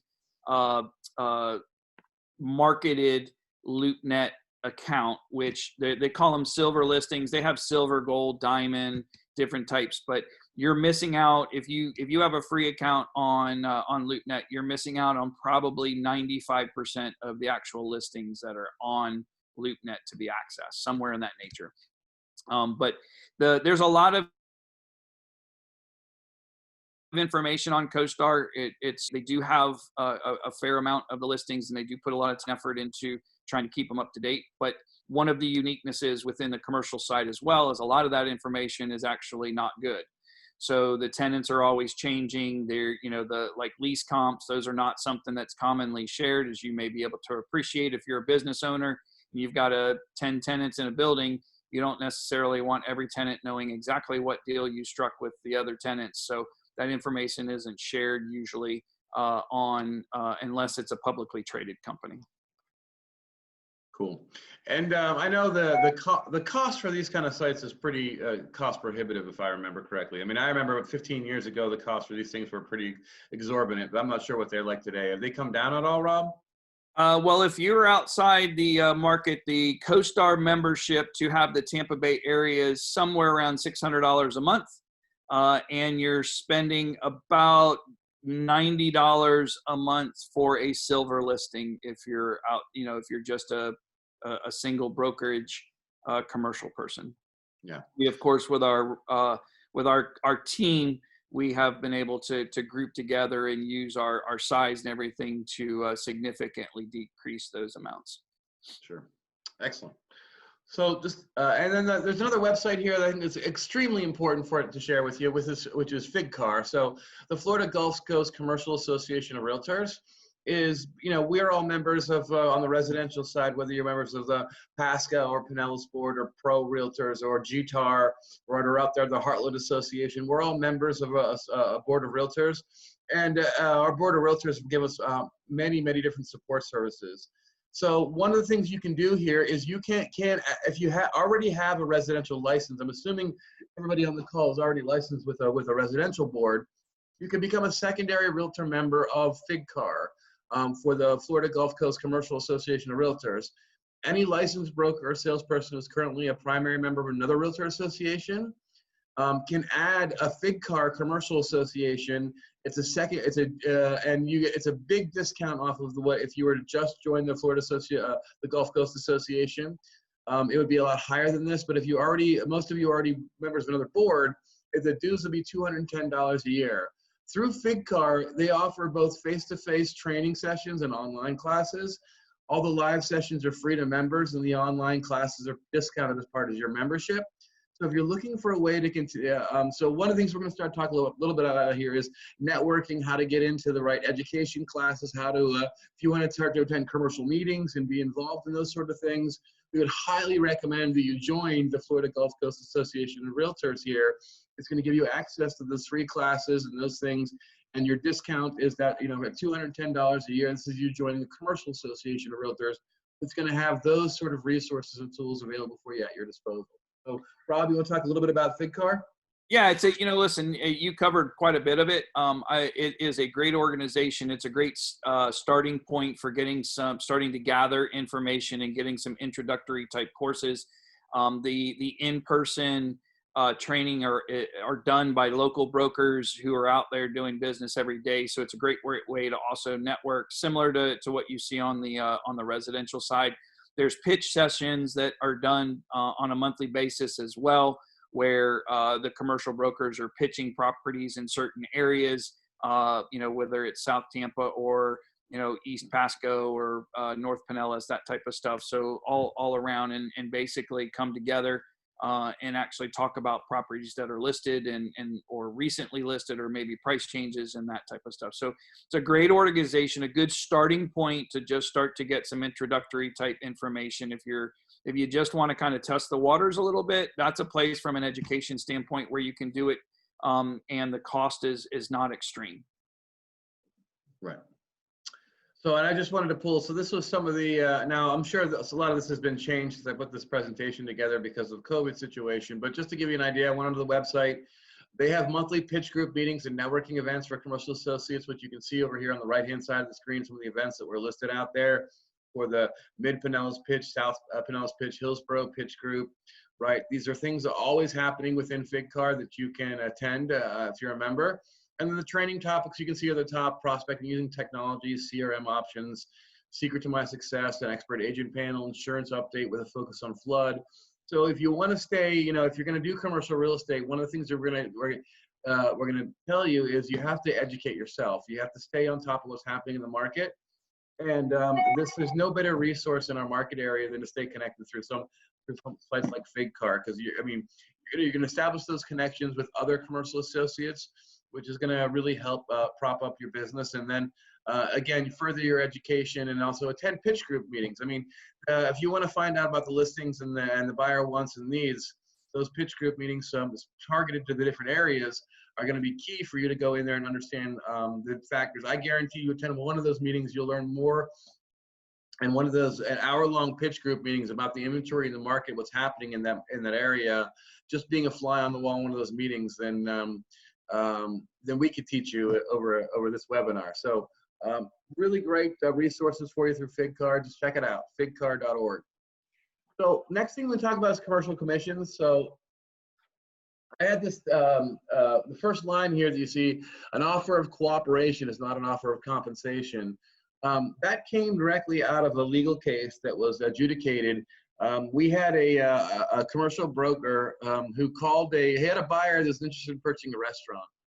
And so he called a steak, there was a Steak and Shake for sale. And he called the owners of the listing agent for the Steak and Shake and said, I have a buyer here. I'd like to, he'd like to take a look at the Steak and Shake. And the owners, and he said, could I show it? The listing agent said, sure, come on by. How about tomorrow at 3 o'clock? We'll have you into the property. So this whole, the buyer ended up purchasing Steak and Shake, fast forward 9 months and this deal closed. The closing table, they're sitting there. The deal wraps up. The checks are passed across the table for everyone. And there's no commission check given to the buyer's agent. And the buyer's agent is saying, sitting there saying, hey, wait a minute, where's my check? Where's my cut? And they looked at him across the table and said, what are you talking about? We never offered you a commission. We never said we'd pay you anything. And he started to slam the table and said, what are you talking about? You let me show the property. I'm the one who brought the buyer to the Steak and Shake and showed him in the first place. And this whole thing went through the court system. And what was found is that an offer of cooperation is not an offer of compensation. The listing agent of the Steak and Shake said, sure, come on by. They allowed it to cooperate with the buyer's agent, but there was no stated commission anywhere. Remember, this commercial listing of Steak and Shake was not in an MLS, right? So you want to be really careful about your commissions in commercial real estate. If the listing is not in the MLS and you don't have a signed document stating the commission, you do not automatically get one for bringing a buyer to the property. A lot of times in commercial real estate, commissions are paid for by the buyer to the buyer's agent. So it's a much different area when it comes to commissions. You can't make assumptions about what you think you know about what you've done in the residential market. All agreements on commission must be in writing and should be discussed prior to showing commercial property. And it's sometimes, as I said, acceptable in commercial real estate to get the buyer's agent to pay part or sometimes all of the real estate commission. So in that aspect, it is different from the residential world. Yeah, it's just definitely one of those where you've got to be aware and you've got to be comfortable and prepared to have that conversation up front. Many brokerages out there and certain property types it's very common that they don't actually offer a cooperating broker compensation. So it is expected that you're going to be compensated by your buyer. And that's why, my associates will tell you that I preach to them all the time about having a buyer's representation agreement or a tenant's representation agreement when you're working with somebody. So not that they have to pay you, but they just won't go into a deal unless you're getting paid in that scenario. So they can choose to either pay you or move on to the next deal if the seller and the seller's broker are not willing to pay a compensation to a buyer's broker. And certain property types definitely lend themselves to that. Multifamily is very well known for not offering cooperating brokers compensation. So you definitely have to. And then certain brokerages are known for doing that as well. So it's just being educated, being comfortable to have that conversation from the start, and then making sure that it's documented. Mm-hmm. Just don't assume that you get commission. Make sure you have it in writing. That's always, the end all be all for me is if I have it in writing and I have it stated somewhere, I feel comfortable. But on the commercial side of the business, it's a cutthroat business. And if they can cut you out of the commissions, they're going to. So make sure you get it in writing. That's my bottom line there. All right, so how do we get started in commercial real estate? Now we went through a little bit about the support services. Let's talk about how we actually get started in the business, and let's give you some tips here. So what I like to do here is just go through now, everything we've talked about so far is really talking about a lot of the differences. One of the things I realized when I was putting this presentation together is that when talking about how to get started in the things you do to build your business, the actual building your business part is very, very similar to what you do in residential real estate. What we're going to talking about here is going to be probably no real different than really what you guys are already aware of, the way you have to build your residential career. There's still prospecting and still getting in front of the right people. It's just a different group of people, right? So we're going to go through this. And so the first thing I would say is, if you're thinking about getting into this, I would do a self-evaluation. You want to evaluate yourself and your market. As Rob talked about, he would have you focus on the area that you live or your current area. You're going to need to select a geographic market or an area of responsibility. Now, I know commercial associates, if you see here, that will specialize in entire areas. They might specialize in Brandon, right? But I also know commercial associates will specialize on one street. They'll say, you know, at West Kennedy Boulevard, from this block to that block, that's my main thoroughway. I know every single place for lease, for sale. I know all the numbers or everything available in that market area. I know the vacancy rates. You know, they focus. So you can, when it comes to commercial, you're going to have to ask yourself, can you specialize in your market, or must you be a generalist? If you are in a secondary market out there, you know, and you're in Sebring and you're in a small little town and community, it's going to be hard for you to focus on one of these property types that we talked about, right? Because you may not have enough retail establishments or enough office space establishments or industrial out there to make that as your one specialist. So specialty. So if you're in a tertiary market like that, you may have to be more of a generalist. You may have to do some office, some leasing, some land, right? Some of the different specialties, because you're not in an area where there's enough business within that one property category. So most specialists work more in larger metropolitan areas, where most generalists who do it all kind of work in more the secondary or tertiary markets. They're going to focus on the smaller office space, the smaller leases for sale, but there's a lot of turnover in that business, and there's probably a lot more demand and need for it than there is people selling $20 million office buildings in the downtown space. So if you figure that out, we're going to have to ask yourself, if you do specialize, what property type are you going to focus on? Right? What do you really want to make your niche? Is it going to be multifamily? Is it working with investors? Is it, you know, office? Is it retail? Is it hotel? Is it industrial? You know, because one of the first things we're going to tell you after that is that you're going to have to start to do some research and research that market area from whatever you're specialized in, right? And then lastly here, give a strong consideration to teaming up with other commercial specialists permanently, or on a case-by-case needed as needed for a specialty. So, and as I shared before, if you're getting into the commercial market, you may think about teaming up with somebody, because one of the things that you're going to have to do in this business is go out there and really catalog properties and learn the inventory and learn the market. If you're trying to do this all on your own and trying to learn all of Brandon, it's going to be really difficult. But if you can team up with another agent or someone else who's interested in this business, and you guys can tag team that area together and decide to work it together, you know, we're usually working together as teams, and you can have different specialties. And you can also reach out to Rob and his team. We have a lot of commercial associates that have been there, done that kind of have that kind of need. Now, I'm not saying you can team up directly with them, but you can certainly use them as for support services or a bouncing board for questions and things like that. Right, Rob? Exactly. Yeah. You covered it really well. And I would even tell you, in those kind of secondary and tertiary markets, you're still even going to pick a property to start on, and really learn that, because as we talked about, you want to be an expert, you want to be educated, and you can't get it all at one time. Exactly right. So the second thing I would say is you want to establish a contact man. Once you figured out kind of your area of responsibility and where there's opportunities, and you've narrowed that down, next what you want to do is make sure you have a good contact management system in place, because at the end of each one of these slides, what I'm going to have, it's always going to say is record the information. Like, you're going to need some place to record information. Now, you have Cabernet Corner, which can be used as your CMM for customers and contacts.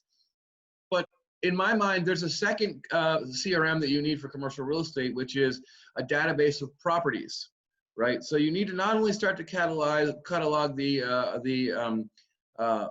customers' names in your database as a residential, but in commercial, we build a catalog of properties, because we're building up basically similar to our own MLS. It's our in-house knowledge and information that we have on all the properties on West Kennedy Boulevard.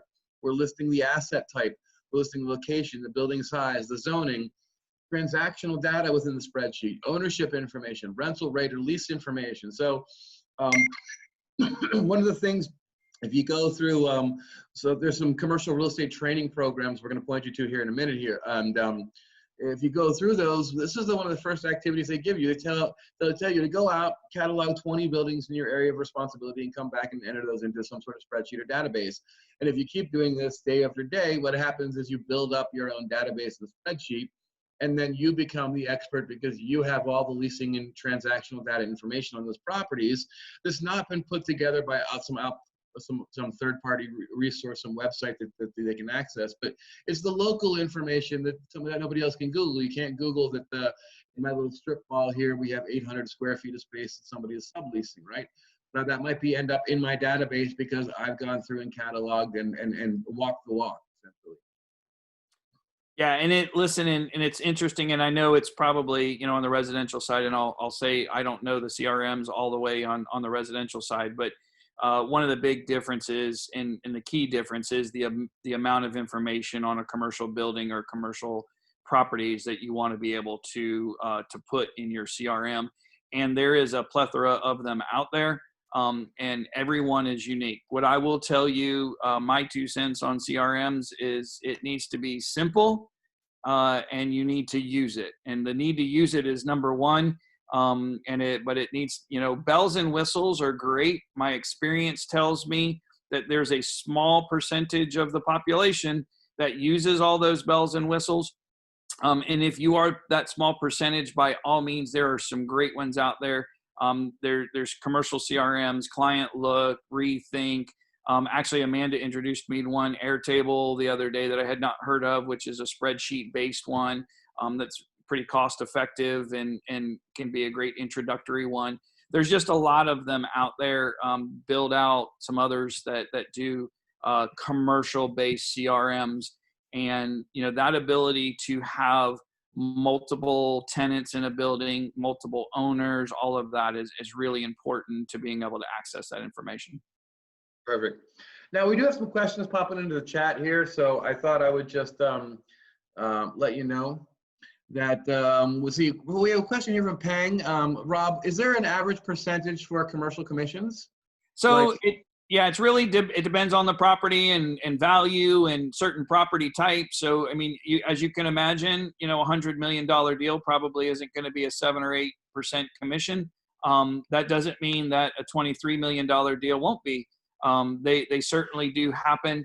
As you can appreciate, we have standards within our company that here's our commission rates. And if you're working with a property and you call me, I'd be happy to go over those.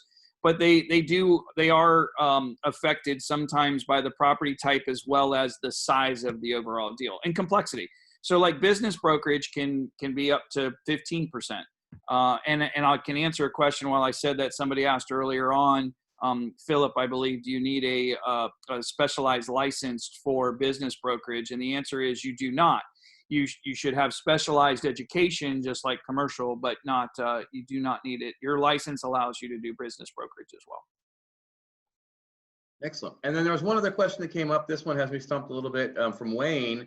He said, what would an old factory building to a residential house / loft apartment with a small commercial part be considered? So I think I don't know if Wayne's still on there, if we can unmute and he could describe that a little bit better. I'm curious if it's a building that has a loft that's an apartment, but it's a commercial building underneath, or is it a property that has a residential unit and a commercial unit on it? Well, Wayne, if you're on, we'll go ahead and hold that to the end of the call here. We want to finish this up. We have a few more minutes to be able to get through the rest of our slides here, and then we'll take questions afterwards.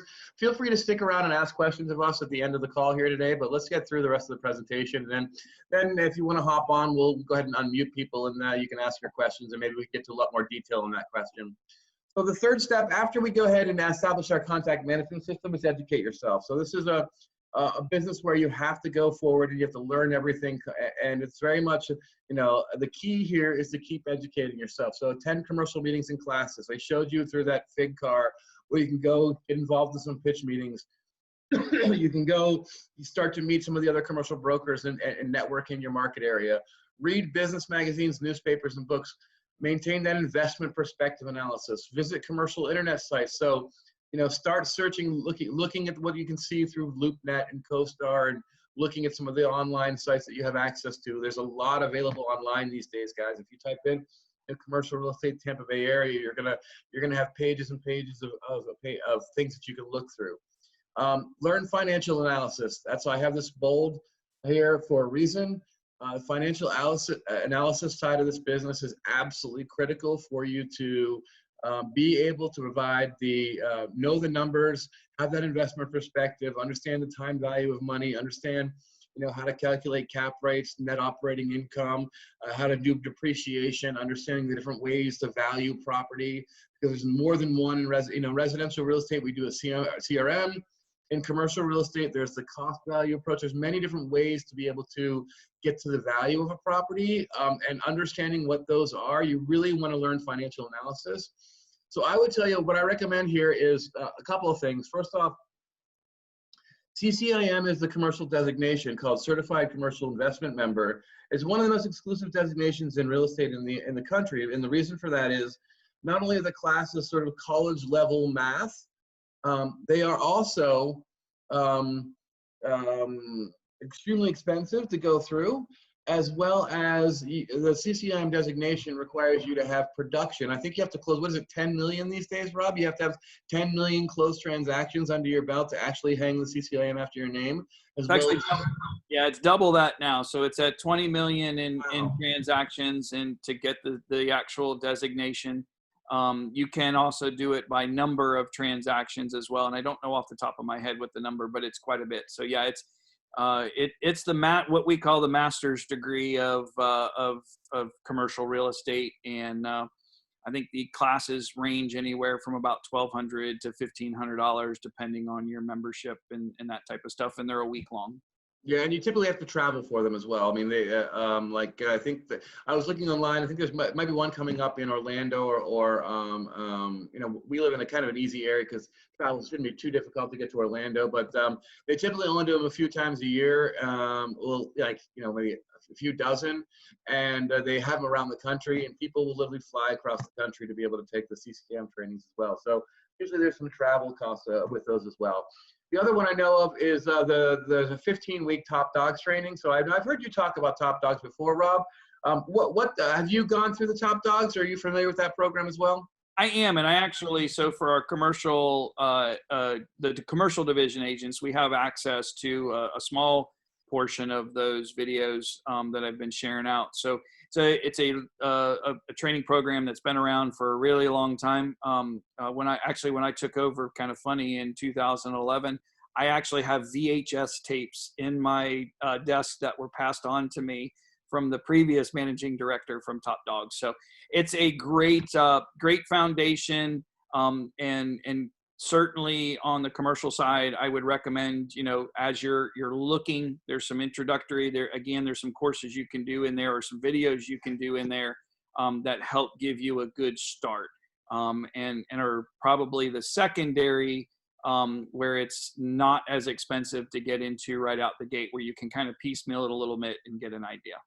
Yeah, I mean, what I always liked about it too, because I actually used to teach this as well. I used to host a class, and we'd have all our commercial associates in. We'd have 15-week training session with this. What I really liked about the Top Dog system, and I mean, it's really well done. It teaches you about the informational side of it.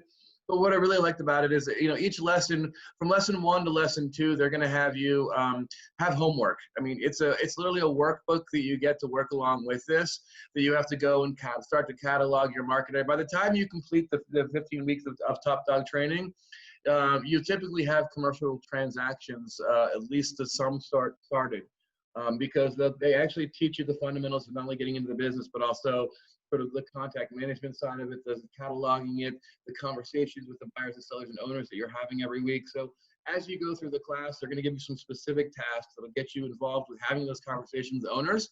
And I found that when agents go through the Top Dogs training, by the end of it, by the time they get to lesson 10 or 12, they're already having some opportunities out there in the market. They're talking with landlords and owners. They're having meetings with buyers who are looking for leasing space. So it's a training that I support fully, because I've seen it work for agents, and it's not fully informational. It really helps you roll up the sleeves and tells you, okay, here's what you need to do and go get to work, right?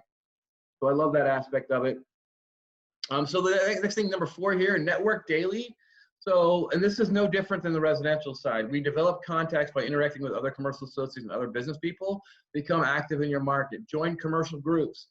Join the Chamber of Commerce, the Rotary, local networking groups, sports organizations, charity groups, right? Attend zoning hearings, commercial auctions, community meetings. Associate with other commercial associates as often as possible.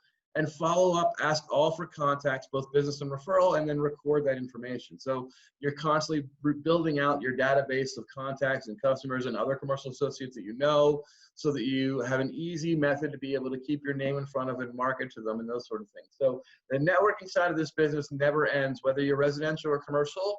You know, it's the same sort of thing. It's a different group of people.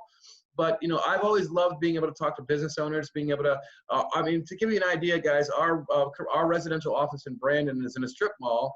And I know very well the owner of every other business owner in that strip mall, the owner of Crunch Fitness, the owner of the dentist office, the owner of Harbor Freight, and the guy who manages the Harbor Freight store. We have sold their residential properties, but there's a lot of commercial real estate transactions that happen just from you getting out there to know the owners of the restaurants, businesses, things in your local community.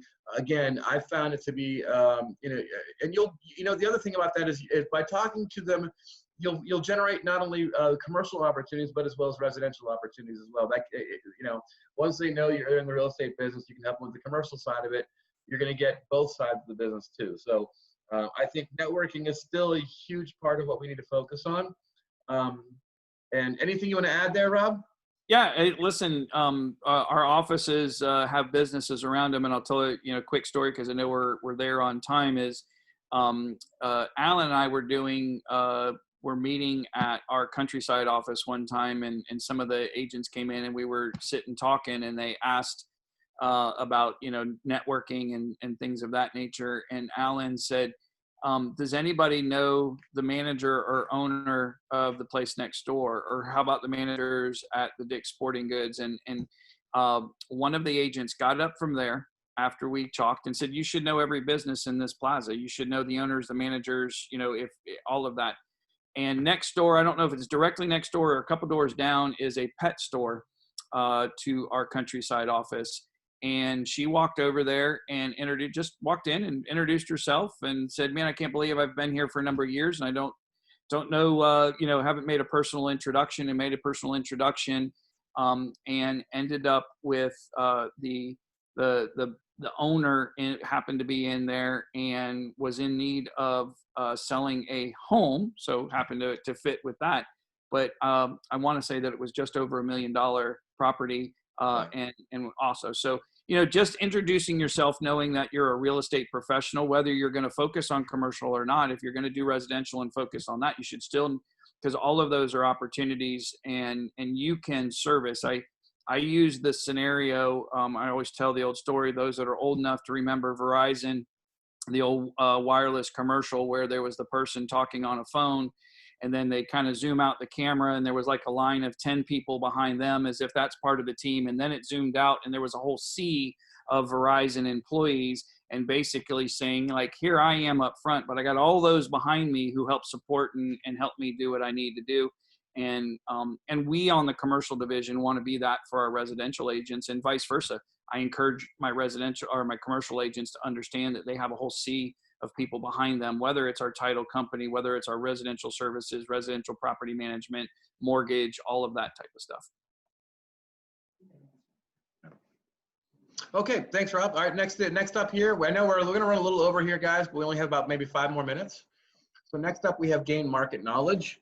So now that you're networking, we got to make sure that we're constantly educating ourselves. Another way of putting this is you can't just talk the talk, you got to walk the walk. New residential agents can work with buyers immediately because you have that common database of homes. But commercial agents must learn their own inventory over months and years, and it's not easy to find those good investments. So what we recommend is that you gather information on every commercial for sale and for lease sign in your area of responsibility. You visit all commercial buildings and businesses in that area, and you record the data. Again, that's why we have the commercial. We talked about the importance of the CRM. You do research with commercial websites such as LoopNet and keep a record of that information. New associates should know an analysis of their target market. You should know, for instance, what the average cost for 1 acre of commercial land is. Office space leases for how much per square foot? What's the vacancy rate for your area? Retail space leases for how much per square foot? What's the vacancy rate, right? Industrial space, same thing. When hotels sell, what's the average cost per key? When apartment buildings sell, what's the gross rent multiplier? So these are all different things that we focus on that we need to have answers to. So when we're out there in our market, we can speak knowledgeably, we can position ourselves as a professional. Anything to add there, Rob? No, I think you hit on it. Listen, knowing it goes back to one of the original statements of, if you're going to do commercial real estate, you need to train and have classes and spend the time and effort to learn the market that you're going to specialize in. Perfect. So next up, we have the prospecting aspect. Use a smart prospecting strategy. So always focus on listings. One sign generates dozens of calls from buyers and tenant prospects. I've seen way too many associates decide they're going to spend their time because they have a commercial buyer who's got some money. They say, I'm an investor, I'm looking for something. And then all of a sudden they're driving, they spend 6 months working with this person who doesn't even come anywhere close to buying anything. And you spend a lot of time and energy with them. So really focus on the listing side of it. It's not, what I find about this business is not so much about the investors, it's more about the investment. If you find the right investment that's going to have the right return on it, guys, there's no reason why you wouldn't put your own money into it, or you're gonna have investors come out of the woodwork to be able to find it. So it's always keep your focus on the listing side of this from a prospecting strategy. And it also gives you instant credibility when you have a sign out there and you're representing a building.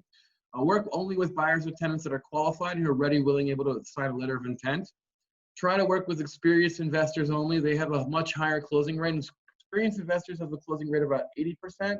Whereas first-time investors have only about a 20% closing rate. So if you're looking at somebody, this is the first time they've never bought a restaurant before, looking to buy a restaurant, they have 21 in 5 chances they're going to actually come to a closing.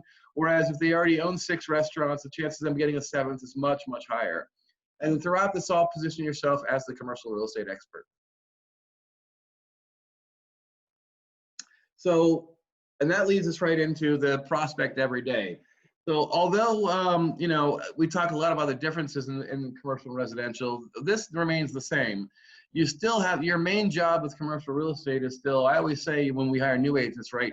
I can show you how to take a customer from A to Z to get them through closing and get them sold and do showings and all the rest of it. The hard part of our business is finding the customers to help, right? How do we figure out how we find somebody with a need to buy or sell real estate? And there's the same thing on the commercial end. That's still what your job is every day, to find people who have a need to buy or sell commercial real estate. So we still have to do things like go after expired listings and contact for sale by owners that are in the market area. We can offer investment seminars and be a speaker at local community or business meetings. You can team up with other associates or a commercial lender and put on a free investor seminar. It's been pretty popular, a way that we got a lot of business in the past. You can market the seminar to your database. You can prepare, make sure if you do this, you prepare well, you have a list of properties and you review those properties with all attendees. So you have a list of investment properties or multifamily within the area that you can utilize, and follow up and ask attendees for both business and referrals and record the data. So you're positioning yourself as that expert, but you're spending time every day searching, prospecting, just like you're doing over on the residential side. So we make telephone calls to commercial prospects daily. You contact owners, landlords, tenants. You follow up and ask them for business. You could create a commercial newsletter. This forces you to become an expert on your market and positions you as such. The newsletter, you can send that newsletter to lenders, newspaper, clients, prospects. Ask everybody for their business and ask them for their contact information, and make sure you follow up and record the data as well. And finally, market yourself. So give out your commercial business cards, distribute your commercial flyers, consider target marketing if you're in your area of responsibility that's going to target people that are in the property types and the areas that you're trying to focus on, and follow up and ask for contacts for both business and referrals to make sure you record that data. So the prospecting side of this business is very similar to what we do on the residential side. It doesn't stop. It doesn't get any easier just because you're doing commercial real estate. So Rob, you have any comment on the prospecting? Yeah, you're dead on. It's the same. You got to be involved. You got to be engaged. You got to reach out. People need to know what you do, and I'll use it as simple as your family needs to know as well. I can a quick story is, my father-in-law at one point bought and sold a home and never picked up the phone and asked if I could help him or do anything. And in his mind, it was because I do commercial, I don't do residential. Now, who was at fault for that? Me, not him. Now I did pick up the phone when I saw it. I'm like, hey man, why didn't you call me? You're not like, I'm married to your daughter now. But that's my fault because I didn't market it or allow everybody to realize that, yes, I'm a commercial expert, but I have that whole team I've referenced before behind me that are residential and whether you're here or whether you're in Seattle, Washington, I have somebody that I can put you in contact that you can trust, which is the big part of what we do, right? Building trust and know that we're professionals and connecting people with those that they can know, like, and trust. Perfect. So I have so the summary here is this is a lone wolf business. So I just like that term. I like the wolf over. I am a lone wolf. I do it by myself. I went against the grain. I never had no help. I never gave up. I made it through the pain. On top of the hills where I will remain. I mean, it is very much on, like I said, the fact that you have a database of homes to work from on the residential side is sort of an equal playing field where commercial really is sort of more of a lone wolf business. And it's about the lead generation that you're doing. So, let me just tell you a quick story. This is a true story. Again, I had this gentleman when I was working as assistant director of our commercial division for a different company 20 years ago about. There was an agent that we hired on, and he did some residential business, and he wanted to grow. He wanted to, like many of you, he wanted to sort of get into the commercial world. And he would come into my office once a week, and he would sit down, and I would tell, and he would ask me point blank and say, "What do I need to do? I want to be a commercial agent. What do I need to do?" And I laid out very much what I just laid out in front of you. What you need to do is go out there and start making contacts, start making connections. I send them to strip malls to talk to business owners. I send them to different places to talk to people, to start getting the conversations going in that side of the business. I would see him a week later. He wouldn't have done any of it, and he came down and he had the same conversation. And the conversation he had with me every week was the same conversation. He would sit down and say, there's got to be more to it than this. It's got to be more to it than me going out talking to people. It's got to be more to it than this whole prospecting you're telling me to do. He was convinced that there was what he called an old boys network, that if you just knew the right people and you had the right connections and it was you were tied in with the right company or whatever it is, that you automatically got this perfect connections and you would be able to land these great apartment buildings and offices and commercial lease spaces and things. So I brought, fast forward now about 3 years. So Tony, every day for 6 months, he would come in and have this conversation with me about how can I get connected into this old boys network. Now, what eventually happened with this guy, with Tony, is Tony went and he worked with one of our full-time commercial teams. He became one of the top commercial real estate brokers in the whole Baltimore, Washington, D.C. area. He joined a high-powered team, and he had a floor on the 12th floor of the office building, and he was doing really well, 3 years later down the road. And so I saw Tony one day, and I hadn't talked to him in 2 years since he had joined the big high-powered commercial team. And I pulled him aside and I said, "Hey, Tony, I want to talk with you." And I pulled him aside and I said, now, you kept telling me we sat down at once a week for 6 months and you kept telling me about the old boys network. I said, now that you've made it and you're there and you got to be successful and you got to the top of the mountain there, what was it? What was the difference? Was it how did you get connected to that old boys network? Did you finally find the right connections? What was it, And what Tony said to me is what you see here at the very bottom of the slide. He said, "You know what, Eric, the only difference between the top 10 agents in that office that were crushing it in commercial business and what I was doing, they do what I was not willing to do." And what he explained to me was when he went there, the only difference was that they forced him to do the things I was just telling him to do, making suggestions. That when he joined the high-powered team, they made him go out physically on the street and walk around and talk to the owners because he was a junior associate and that's what he was assigned as his work for that day was. They made him get on the phone and make the phone calls. They actually forced him to go down and do the work. And he said, "Look, we were right the whole time. There's no secret phone call that can be made. There's no secret network of people." He said, "The top agent in the company works to my left and the second top agent works to the right." He said, "Michael Bender is the top agent. He is on the phone for 9 hours a day, just talking to owners and chatting with them, setting up times to play golf, but talking about their needs and their leases and what they have upcoming and their future things that are going on." And he said, "On my right is Greg Friedman, our number 2 agent." And he said, "And Greg's not on the phone at all because Greg's a people person, but he's never in the office because he walks the streets for 9 hours a day. He walks downtown Baltimore and he goes in and out of offices talking with business owners. And at the end of the day, he comes back and he puts all the information into his database." But I thought that was a nice illustration of this, that, You know, to me, that the only difference between the top 10 and others is they're going to do what they're not willing to do. And that's always, you know, opportunities are usually disguised as hard work, so most people don't recognize them. So you need to ask yourself, what are you doing today for your business tomorrow?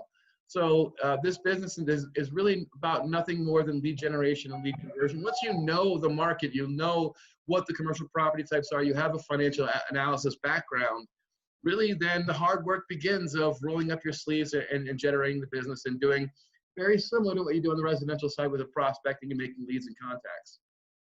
Absolutely. You are 100% on. It's not brain surgery when it comes to how to meet people. People do business with people that they know, like, and trust, and they won't know you if you don't go introduce yourself and you don't network and you don't spend time making calls or knocking on doors and just talking to people. And there's always a need that you can fill to build the like and trust portion of that, and business opportunities will come from that. The hardest part of what we do is really the easiest part. It's just going out and talking to people. If you have conversations, targeted conversations every single day, you will build your business and be very successful in what we do. Excellent. Well, thank you. I think we're coming to the end here. So, I have 3 more slides. So what I want to do is just finish on this, the 3 biggest mistakes we typically see by commercial brokers. So number 1 would be, don't work with unqualified buyers. All right. Commercial transactions often require larger down payments, higher closing costs, 6-month operating expenses. So you need to ask your question, really focusing on, does your buyer have enough cash or assets to be able to purchase the property? Make sure that you're qualifying the buyers, that you don't run around for 6 months working with somebody without ever having, just like you need a pre-approval on the residential side, we need similar kind of verification of funds and similar expectations to set in place for the amount of funds down. It typically, on a commercial transaction, you know, they're not like a residential transaction where you can buy a $300,000 house with $5,000 cash. There's going to be 6 months holding costs. There's going to be more expensive closing costs, larger down payments to the banks, and excuse me. So, you know, that's the first thing, is that I see too many commercial associates who just decide to run down and chase and work for investors, and all they're doing is running around trying to evaluate investment properties, and they're, you know, what ends up, you know, 6 months down the road doesn't ever lead to any income for them. It's a waste of time and energy. So again, keep your focus on listings, and if you are going to work with buyers, make sure they're qualified. So next up, number 2, don't lose your focus on listings. So again, before agreeing to work with a buyer or tenant, look at the big picture. Evaluate the need, the market, the financial situation, the urgency, and their experience and your experience with buying, leasing, or owning a property. And evaluate your skills, your market, your financial situation, your focus. And you have to ask yourself, I've been amazed, guys, the little example that I have in here came from a true story. It says, you have to ask yourself, it's a good match for you, or will you spend the next 6 months trying to find a 3-story school that can be converted into a nightclub in a county that's 100 miles from your office, right? Are you such a caring person, you're going to make an emotional decision to work with a client instead of a business decision that's going to benefit you, your family, and your bank account? So always evaluate the time and effort it's going to take for you to earn that commission. Force yourself to say no to buyers and tenants that are going to consume your time.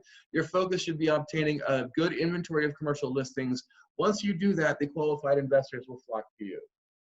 Yeah, I would tell you this is definitely a big one. And it's, listen, you know, I mentioned that it's 9 to 12 months is our average deal cycle. And when you look at that, it takes discipline to understand that doing something outside of, you know, my geographic area or my professionalism will actually take away and distract time and extend that time frame from you to get to deals. The paycheck, you see a potential dollar sign, but you can kill relationships and waste time without knowing what to focus on and either refer out or pass on certain properties or assignments. Perfect. So let's get to number 3, the last one. Don't be tempted to chase the big deals. Look, we're not telling you don't take a big deal, but you understand that you'll pay your monthly bills and get a great education on commercial real estate by working in the sales under $1 million and leases in the 2,000, 10,000 square foot range. Imagine how much you're going to learn by doing 4 to 6 small commercial transactions versus no large ones, right? everyone wants to do $5 or $50 million transactions, but only a small percentage ever close. And again, it often takes 2 to even 20 years potentially to get to the settlement table on those ones. So keep your focus on where it needs to be, on the people that need your help. And that's typically going to be, there's more owners and businesses that are going to be in that 2,000 to 10,000 square foot range than there are businesses that can afford the $50 million building. So focus where the opportunities are. You can hit a big deal occasionally, but you're going to make your income and you're going to pay your bills off of doing the smaller things and turning over a good number of transactions rather than, you can have one deal that you focus on, but if that takes 5 years to close, I don't know how you're going to pay your bills between that thing closing. So that's the last one. Don't avoid chasing those big ones that are out there. Yeah, listen, I'm a sports person, and specifically, I probably spend more time around a baseball field than anything else. And the games in baseball are typically won with bunts, singles, occasional doubles. Yes, the home runs and grand slams are nice, but they don't come as frequently. You win a lot more games with those. And even in the basketball world, you don't take all threes, right? Some shots are underneath the basket, some are layups, that type of stuff. But occasionally, yeah, it's okay to step out there and take the three, but know where your bread and butter is, know where your consistency is, so that you have you have a base to play off of. In those really great years, you may close a big deal or two, but those are icing on the cake. The real meat and foundation is those million and under deals, as you mentioned in there. And real quick, back to that number one, the one thing I would say, one way to qualify somebody is to have them, if it's a buyer or a tenant, is to have them sign a buyer or tenant rep agreement. If they're not willing to do that, then they may not be as serious as you think. And my quick story on that, and Amanda can attest to this, is she has a great customer, a large REIT looking to come into the state of Florida. And when I say a large REIT, I'm talking over $1.3 billion in assets. And we had an early conversation with them. And one of the first conversations was about having a buyer representation agreement to represent them in Florida and on these properties. And you may think like, oh, well, that person's just going to push back and say, no, I'll find somebody else to work with me. But no, we had the conversation and talked about what that meant and how that protects us and how that basically they're hiring us. We work with people and we want to work smart. And the way we work smart is by working with people who hire us. And the way they hire us is signing an exclusive agreement, whether that's a listing agreement or a representation agreement. Perfect. Exactly right. All right. So now I know, thanks for hanging with us here. We've gone a little long, but I thought this is the last slide that I had up. I just thought I'd bring it up. So we're obviously in the COVID-19 situation, and this has thrown a bit of a monkey wrench into our 2020 year. So I wanted to ask Rob, just when talking about the commercial real estate and COVID, I know we just had our luxury call last week, and one of the things we brought up on the luxury call is that right now, jumbo loans are having a really difficult time. A lot of banks are frowning on offering jumbo loans out. So those owners or potential buyers are struggling to get some of the jumbo loans closed because banks don't want to take the risk right now and those sort of things. So I wanted to ask Rob, so what are you seeing? What are you hearing now that we're in the COVID situation and with commercial lending? And is there any tips or anything we should know about how this is impacting your current market? Yeah, I mean, from the COVID effect, we certainly felt the effect in our pipeline when it comes to the latter part of April and of course May and June. Now we've had some really good activity the last couple of weeks with listings and more confident conversations. We still closed a lot of our business that was under contract for March and the first part of April. We did have a couple of fall throughs. We had some fall throughs that actually went back under contract within a week or two as well. They extended the closing dates. We had one of the fall throughs was lending related because they were doing an SBA loan. And of course, all of the banks were focused on PPP loans. And the second round of PPP dollars took all of the SBA dollars and actually made them eligible for the PPP. So banks were, of course, those dollars are getting used up.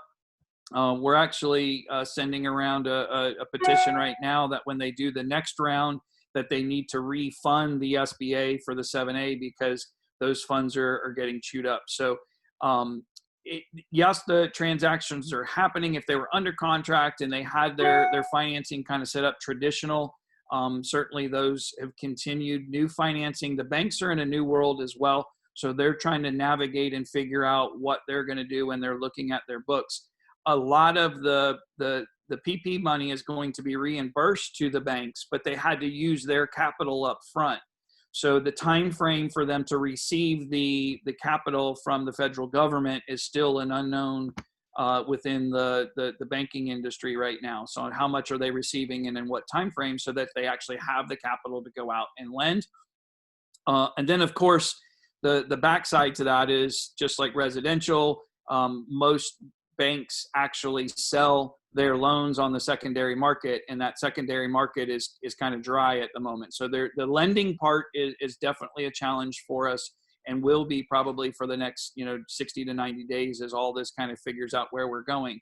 The good side of it, there is still a lot of cash that people have and have the ability. There's a lot of people who have great banking relationships within the Tampa Bay market and the local banks, and local banks are able to potentially do a little bit more. I think we're gonna, I think the areas of the real estate from a crunch are gonna feel in the office retail more so than land and industrial.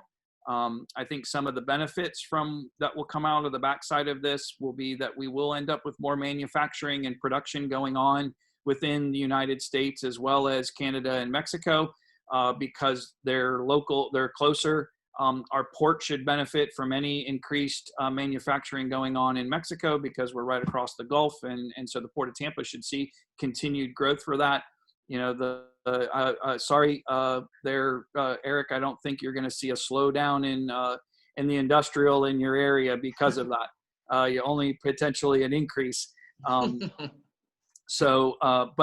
it was funny as I talked yesterday. We had our commercial office meeting, and we were talking, and I mentioned that about the SBA and the funding. And literally yesterday afternoon, one of my agents sent me an email on a deal that they were working on, and the bank said, "Hey, we don't know what kind of SBA funding we're going to have access to because the PP money." The exact scenario that I said actually took place yesterday. So there are challenges. So again, qualification, somebody telling you that they have, they've talked to their bank or whatever, more so than any other time, you want to definitely have verification of that. And I do think that the SBA is going to get funded. I think they will put things in there and it will be back. It's just a time frame. How long is it going to delay us? And what's business going to be like? There's a lot of great things happening. What I will say is, for all of the sometimes division we have within America and that we feel, I do think that this time, even within the brokerage community, the brokers are all working together. The Zooms that we're on and doing things, people sharing information are outstanding amongst each other. A good example within the local governments trying to do things. You have in Hillsborough, of course, I think it was the first one in our area to do it, but they allowed restaurants to expand into the roads, and they cut off some roadways so that they could expand their outdoor seating so that they could take care of more people. Yesterday, Pasco County announced that they're doing the same thing and doing a short term where they don't have to apply for permits to do that. And so they can expand out their outdoor seating without permits. And that's a great, that's real people doing real things to help people out as we're going through that. And I really feel like there's a lot of camaraderie that's been built, and it has forced us to use technologies like we're using right now to get better. And so we really are getting more and more where we have the ability to do business from anywhere at any time and feel comfortable. Yeah, I know retail is hit hard, and that is, except if you're a liquor store, they're just printing money right now, but right. But Yeah. Well, I want to thank everyone. So what we're going to do now is, so this is the end of the call. So we're going to pull up a slide here. Rob and I will be available for questions. So we had a couple questions come up. I said I'd delay them till we got to the end. It came up in the chat a couple times. This presentation I will send out to all of our associates. So we'll send an email out You'll have the PowerPoint that you see here that we've gone through today as an attachment to the email that I send out to everybody. So feel free to download that when I send the email out, so we'll make it available to all of you. I want to thank you guys for joining us here today. Before I get you guys to leave, I want to make sure that you guys are aware. I don't know if you saw the emails that came out yesterday from Sarah from our marketing department. We have 2 upcoming classes. One is next Thursday, May 14th. We have Getting to the Prosperous Future from Steve Murray, who is the president of Real Trends. He's been gracious enough to come on. He's going to do another great webinar for us next Thursday on Real Trends, taking a look at the market area and what we can do to continue to stay in business. And then the following week, we have, for those ninjas out there, we have Dennis Gianetti from Ninja Selling is going to come on to do a special webinar as well. So we are looking forward to every Thursday for their next foreseeable future. There'll be another great Zoom call that you can join. So look in your email box for those. There'll be invitations there about those 2 upcoming sessions. I just wanted to take a moment to promote those. And now Rob and I will stick around if you guys want to ask. If you have questions, I know David had asked a question that I want to address. I'll post to you here in a second, Rob. But for everyone else, thank you for joining. I know we're a few minutes over, so let me we'll end the call now for everyone else. Feel free to stick around if you want to listen to the questions, but that's all of our main content. From now, we're just going to kind of sit here and field some questions for a few minutes if you have any. So thank you, guys. Hey, thanks everybody. Appreciate it. You've got my contact, obviously, information in there. I would also tell you the CRE admin email that we shared earlier is probably should be your #1 go-to. I get that email as well, so would encourage you to do that.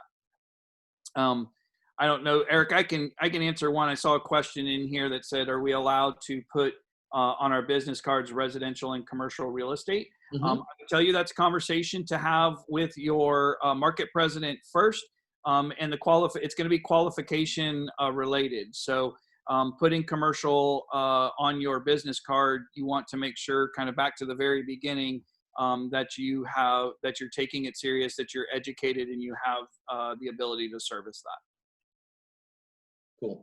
There was another one. So David had asked a question. Could I talk a little bit about putting together a small group of buyers to make a commercial purchase? This would be their first commercial venture. So I didn't know what aspect of that he wanted me to talk about, but I don't know if there's something you want to weigh in on that, Rob. Is that something that you've seen people do, where you have a group of buyers that are getting together that decide that they want to come together to pool funds and be able to do a commercial venture together and purchase something? Have you ever done something like that where you're working with multiple parties, all bringing them together? Yeah, absolutely. So we actually do that internally with some groups in regards to putting together capital and going out and buying. So it can be done a few different ways. I think one of the keys to that is, I mentioned early on that part of a commercial transaction is having a team. Part of that team would be an accountant, part of that team would be an attorney, and then of course the professional broker.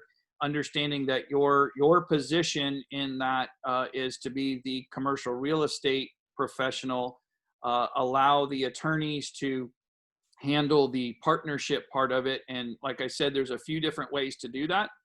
We typically do those with private placement memorandums, which are PPMs, and it's a legal document that talks about the partnership and how it's worked and who's the managing members, and it's a pretty significant document that lays everything out there and protects everybody.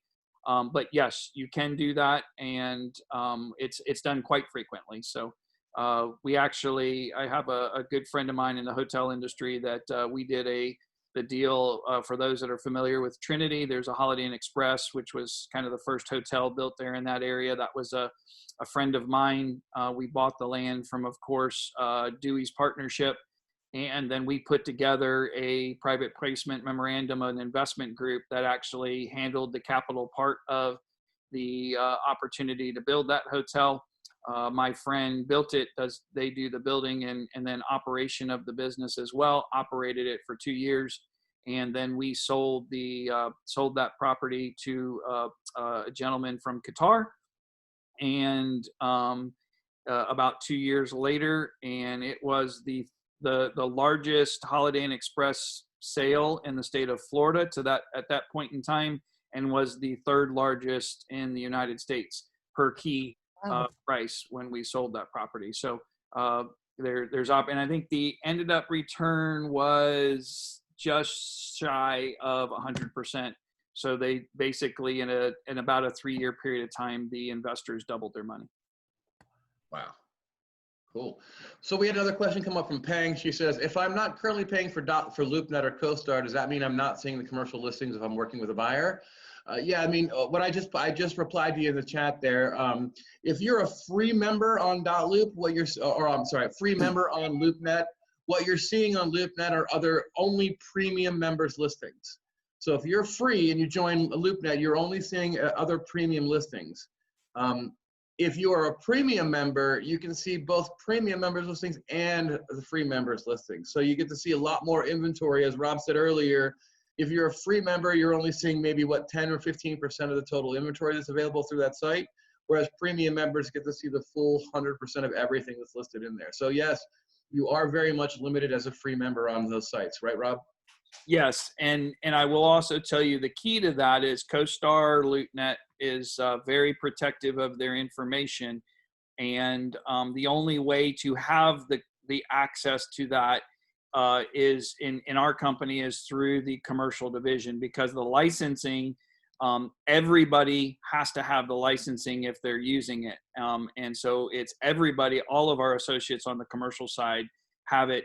And unfortunately, if they to offer it to residential or our residential offices, all of our agents that are in all of our residential offices would have to pay that CoStar LoopNet fee in order to see all of those.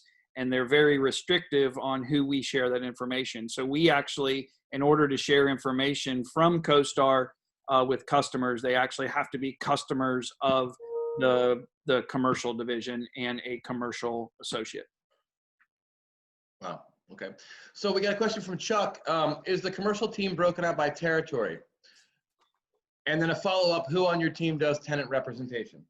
Yeah, so it in some ways yes, in some ways no. So it depends on the property type. An example of that would be I mentioned Jill and Renee earlier. They do land, and they've sold land all over the state of Florida. I mentioned Amanda working with a REIT. She's looking for investment properties all over the state of Florida, very specific type what they're looking for. But so sometimes that geographic area goes wide, but most of the time there is a geographic area and property type that also suits the agents as a specialty. So if you asked me for somebody to do an office property in South Tampa, Liz Menendez would be a go-to person for me because she lives down there. She's grown up, lived there her whole life, and is an expert in that area. And oh, by the way, is the CCIM president this year for the West Coast chapter. So, so yes, tenant representation, again, would depend on the property type. As we spoke about before, most of my associates have 1 or 2 properties that they specialize in. So if you said, I need somebody to help with a tenant rep and it's industrial in West Pasco, I would have a couple of associates that could specialize in who live, work, and play in that area. Thanks, Rob. Mm-hmm. Cool. And then another one here from Pang. Are there commercial team members who would allow someone to shadow them versus teaming up? Cornerstone. I had the plumber be able to head your direction.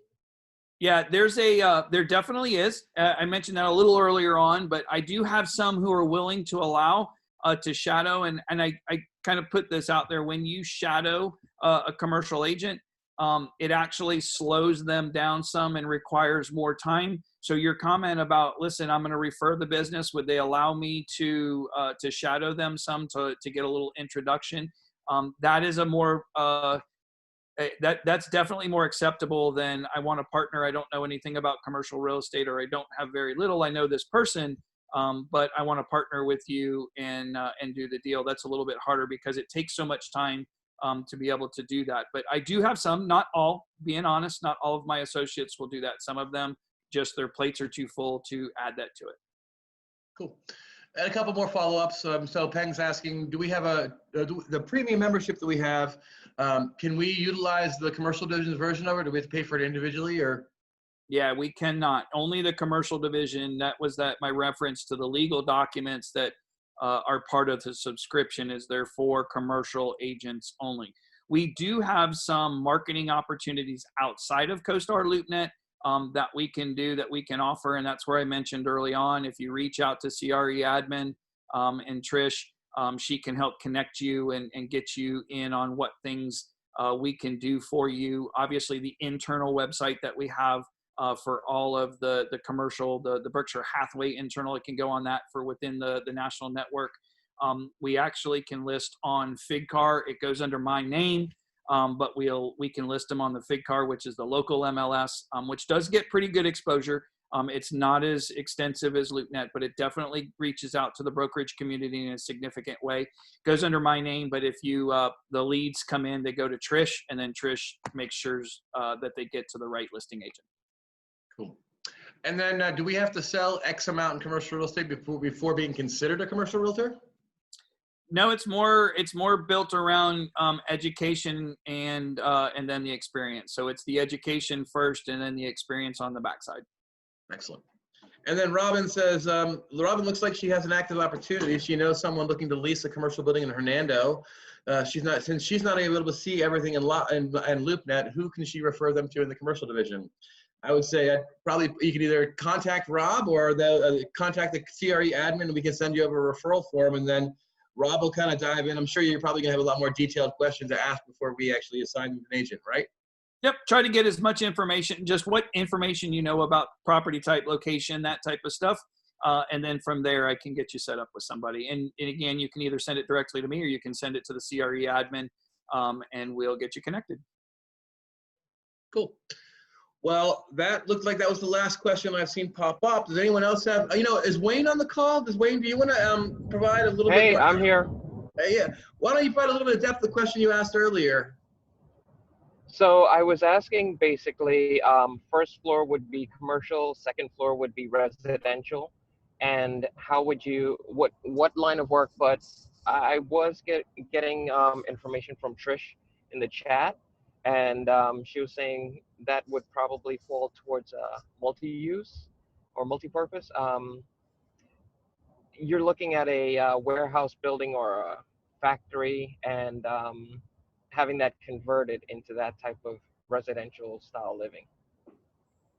Yeah, so I mean, it is a mixed use for sure. So zoning would be key, and zoning is something in commercial that's different from county to county or municipality to municipality. So cities, counties, all that kind of stuff. So you actually need to know what the zoning allows specifically in that area on that property. So I mean, a good example, obviously there's a lot of redevelopment areas going on, and people taking, I'm working with somebody right now that we're working with an old cigar factory, and they want to take that cigar factory and turn it into a mixed use property that would have some office, some retail, and maybe, some loft type stuff at the top. If you go down and you look at some of the old cigar factories, some of them have been completely turned into residential where there's lofts and things of that nature. So it obviously can be done. What needs to be done to allow it to fit within the zoning is really property specific, knowing the address, and then reaching out to the correct municipality and ask questions. Right, and she had mentioned that you were working with, and that's something else that I was interested in, the cigar factories or factories in general, and renovating them into loft style living for residents. So yes, I mean, for me, I don't renovate them. We definitely have no contractors who are and developers who work within that realm, and then obviously know some businesses. So the person I'm working with currently is a business relationship that I have and have had for a very long time, and their business is just exploding, and so they're also very culturally conscious, and their creative side fits that kind of old industrial redevelopment building, bringing value to the market, but yet maintaining history and that type of stuff. right, I'd love to find out more about that line of work and see how to get on that path. So I will follow up offline and look for you guys to guide me. All right, sounds great. Appreciate it. Yeah, so Chaz, you got a question? Yes, real quick question. So just to confirm what I think I was hearing a few minutes ago from Rob. So I am a member of the Lakeland residential offices over here in Lakeland. And I obviously am interested in joining the commercial side of things. So in order to join LoopNet and CoStar at the discounted rate that Berkshire Hathaway provides through the corporate offices, would I have to terminate my relationship with the residential office in Lakeland and then join a commercial office? License, correct. So when you say terminate, you wouldn't have to abandon that office or any of those, but your license would have to be connected to the commercial division in order to do that. I am not aware of any subscription that a residential agent or an agent of any office can legally do on their own outside of their entire office participating. So CoStar, LoopNet require the full participation in regards to the CoStar piece of research and data and listings for all agents that are in an office. So he could physically stay out there in Lakeland, work from that office. He would have to just hang his license with you with the commercial department. Is that correct? Yeah, we would just, we can set up a meeting and get on and talk individually. But yes, I mean, an example is Linda, who I talked about earlier. She started and kind of thought she wanted to start on the residential side, Amanda as well, and then quickly figured out that commercial was for her. And her market president they spoke, and then she reached out to me and Amanda and Linda both, and we connected and had conversation, and they ended up ultimately moving their license to the commercial division, which then allowed them the access to all of that, as well as other resources and things. Yep. Excellent. Okay, anyone else have any questions before we end the call for today? Thank you, guys. I know, like I said, I'll be sending the PowerPoint out to everyone. And thank you all. We got a lot of great comments in the chat, so appreciate the feedback from you guys. If there are no other questions, Rob, thanks again. A great presentation today. Great job. And we want to thank all of you for joining us. We hope you look forward to having seeing our next class. Like I said, we do hope to have Commercial 102, sort of more of a financial analysis bend to the training that we'll have. Not sure when, we don't have a date on the calendar yet, but that's Rob and I will be talking about. That'll be sort of the next delivery that we'll be looking to put into place. So thanks again, everyone, for joining us today, and I hope you all have a great afternoon. And if I don't talk to you, have a great weekend. And Thank you. we'll talk to you next Thursday when you jump on our call with Steve Murray, what we're excited for. So again, thanks again, Rob. Hey, thank you, Eric. Really appreciate it. Appreciate you working so hard with me and putting this thing together and hosting. And thanks, everybody. And please reach out. Any questions? Again, I encourage you. The CRE admin is the best email, but you can text me, you can email me, any of the above, and we'll do everything we can to help you out. Thank you both so much. This was really terrific. Thank you. Linda. It was. Thank you so much. Appreciate Thank it. you, guys. Thank Take you. care. Bye-bye. Thank you. Bye. Bye, everyone.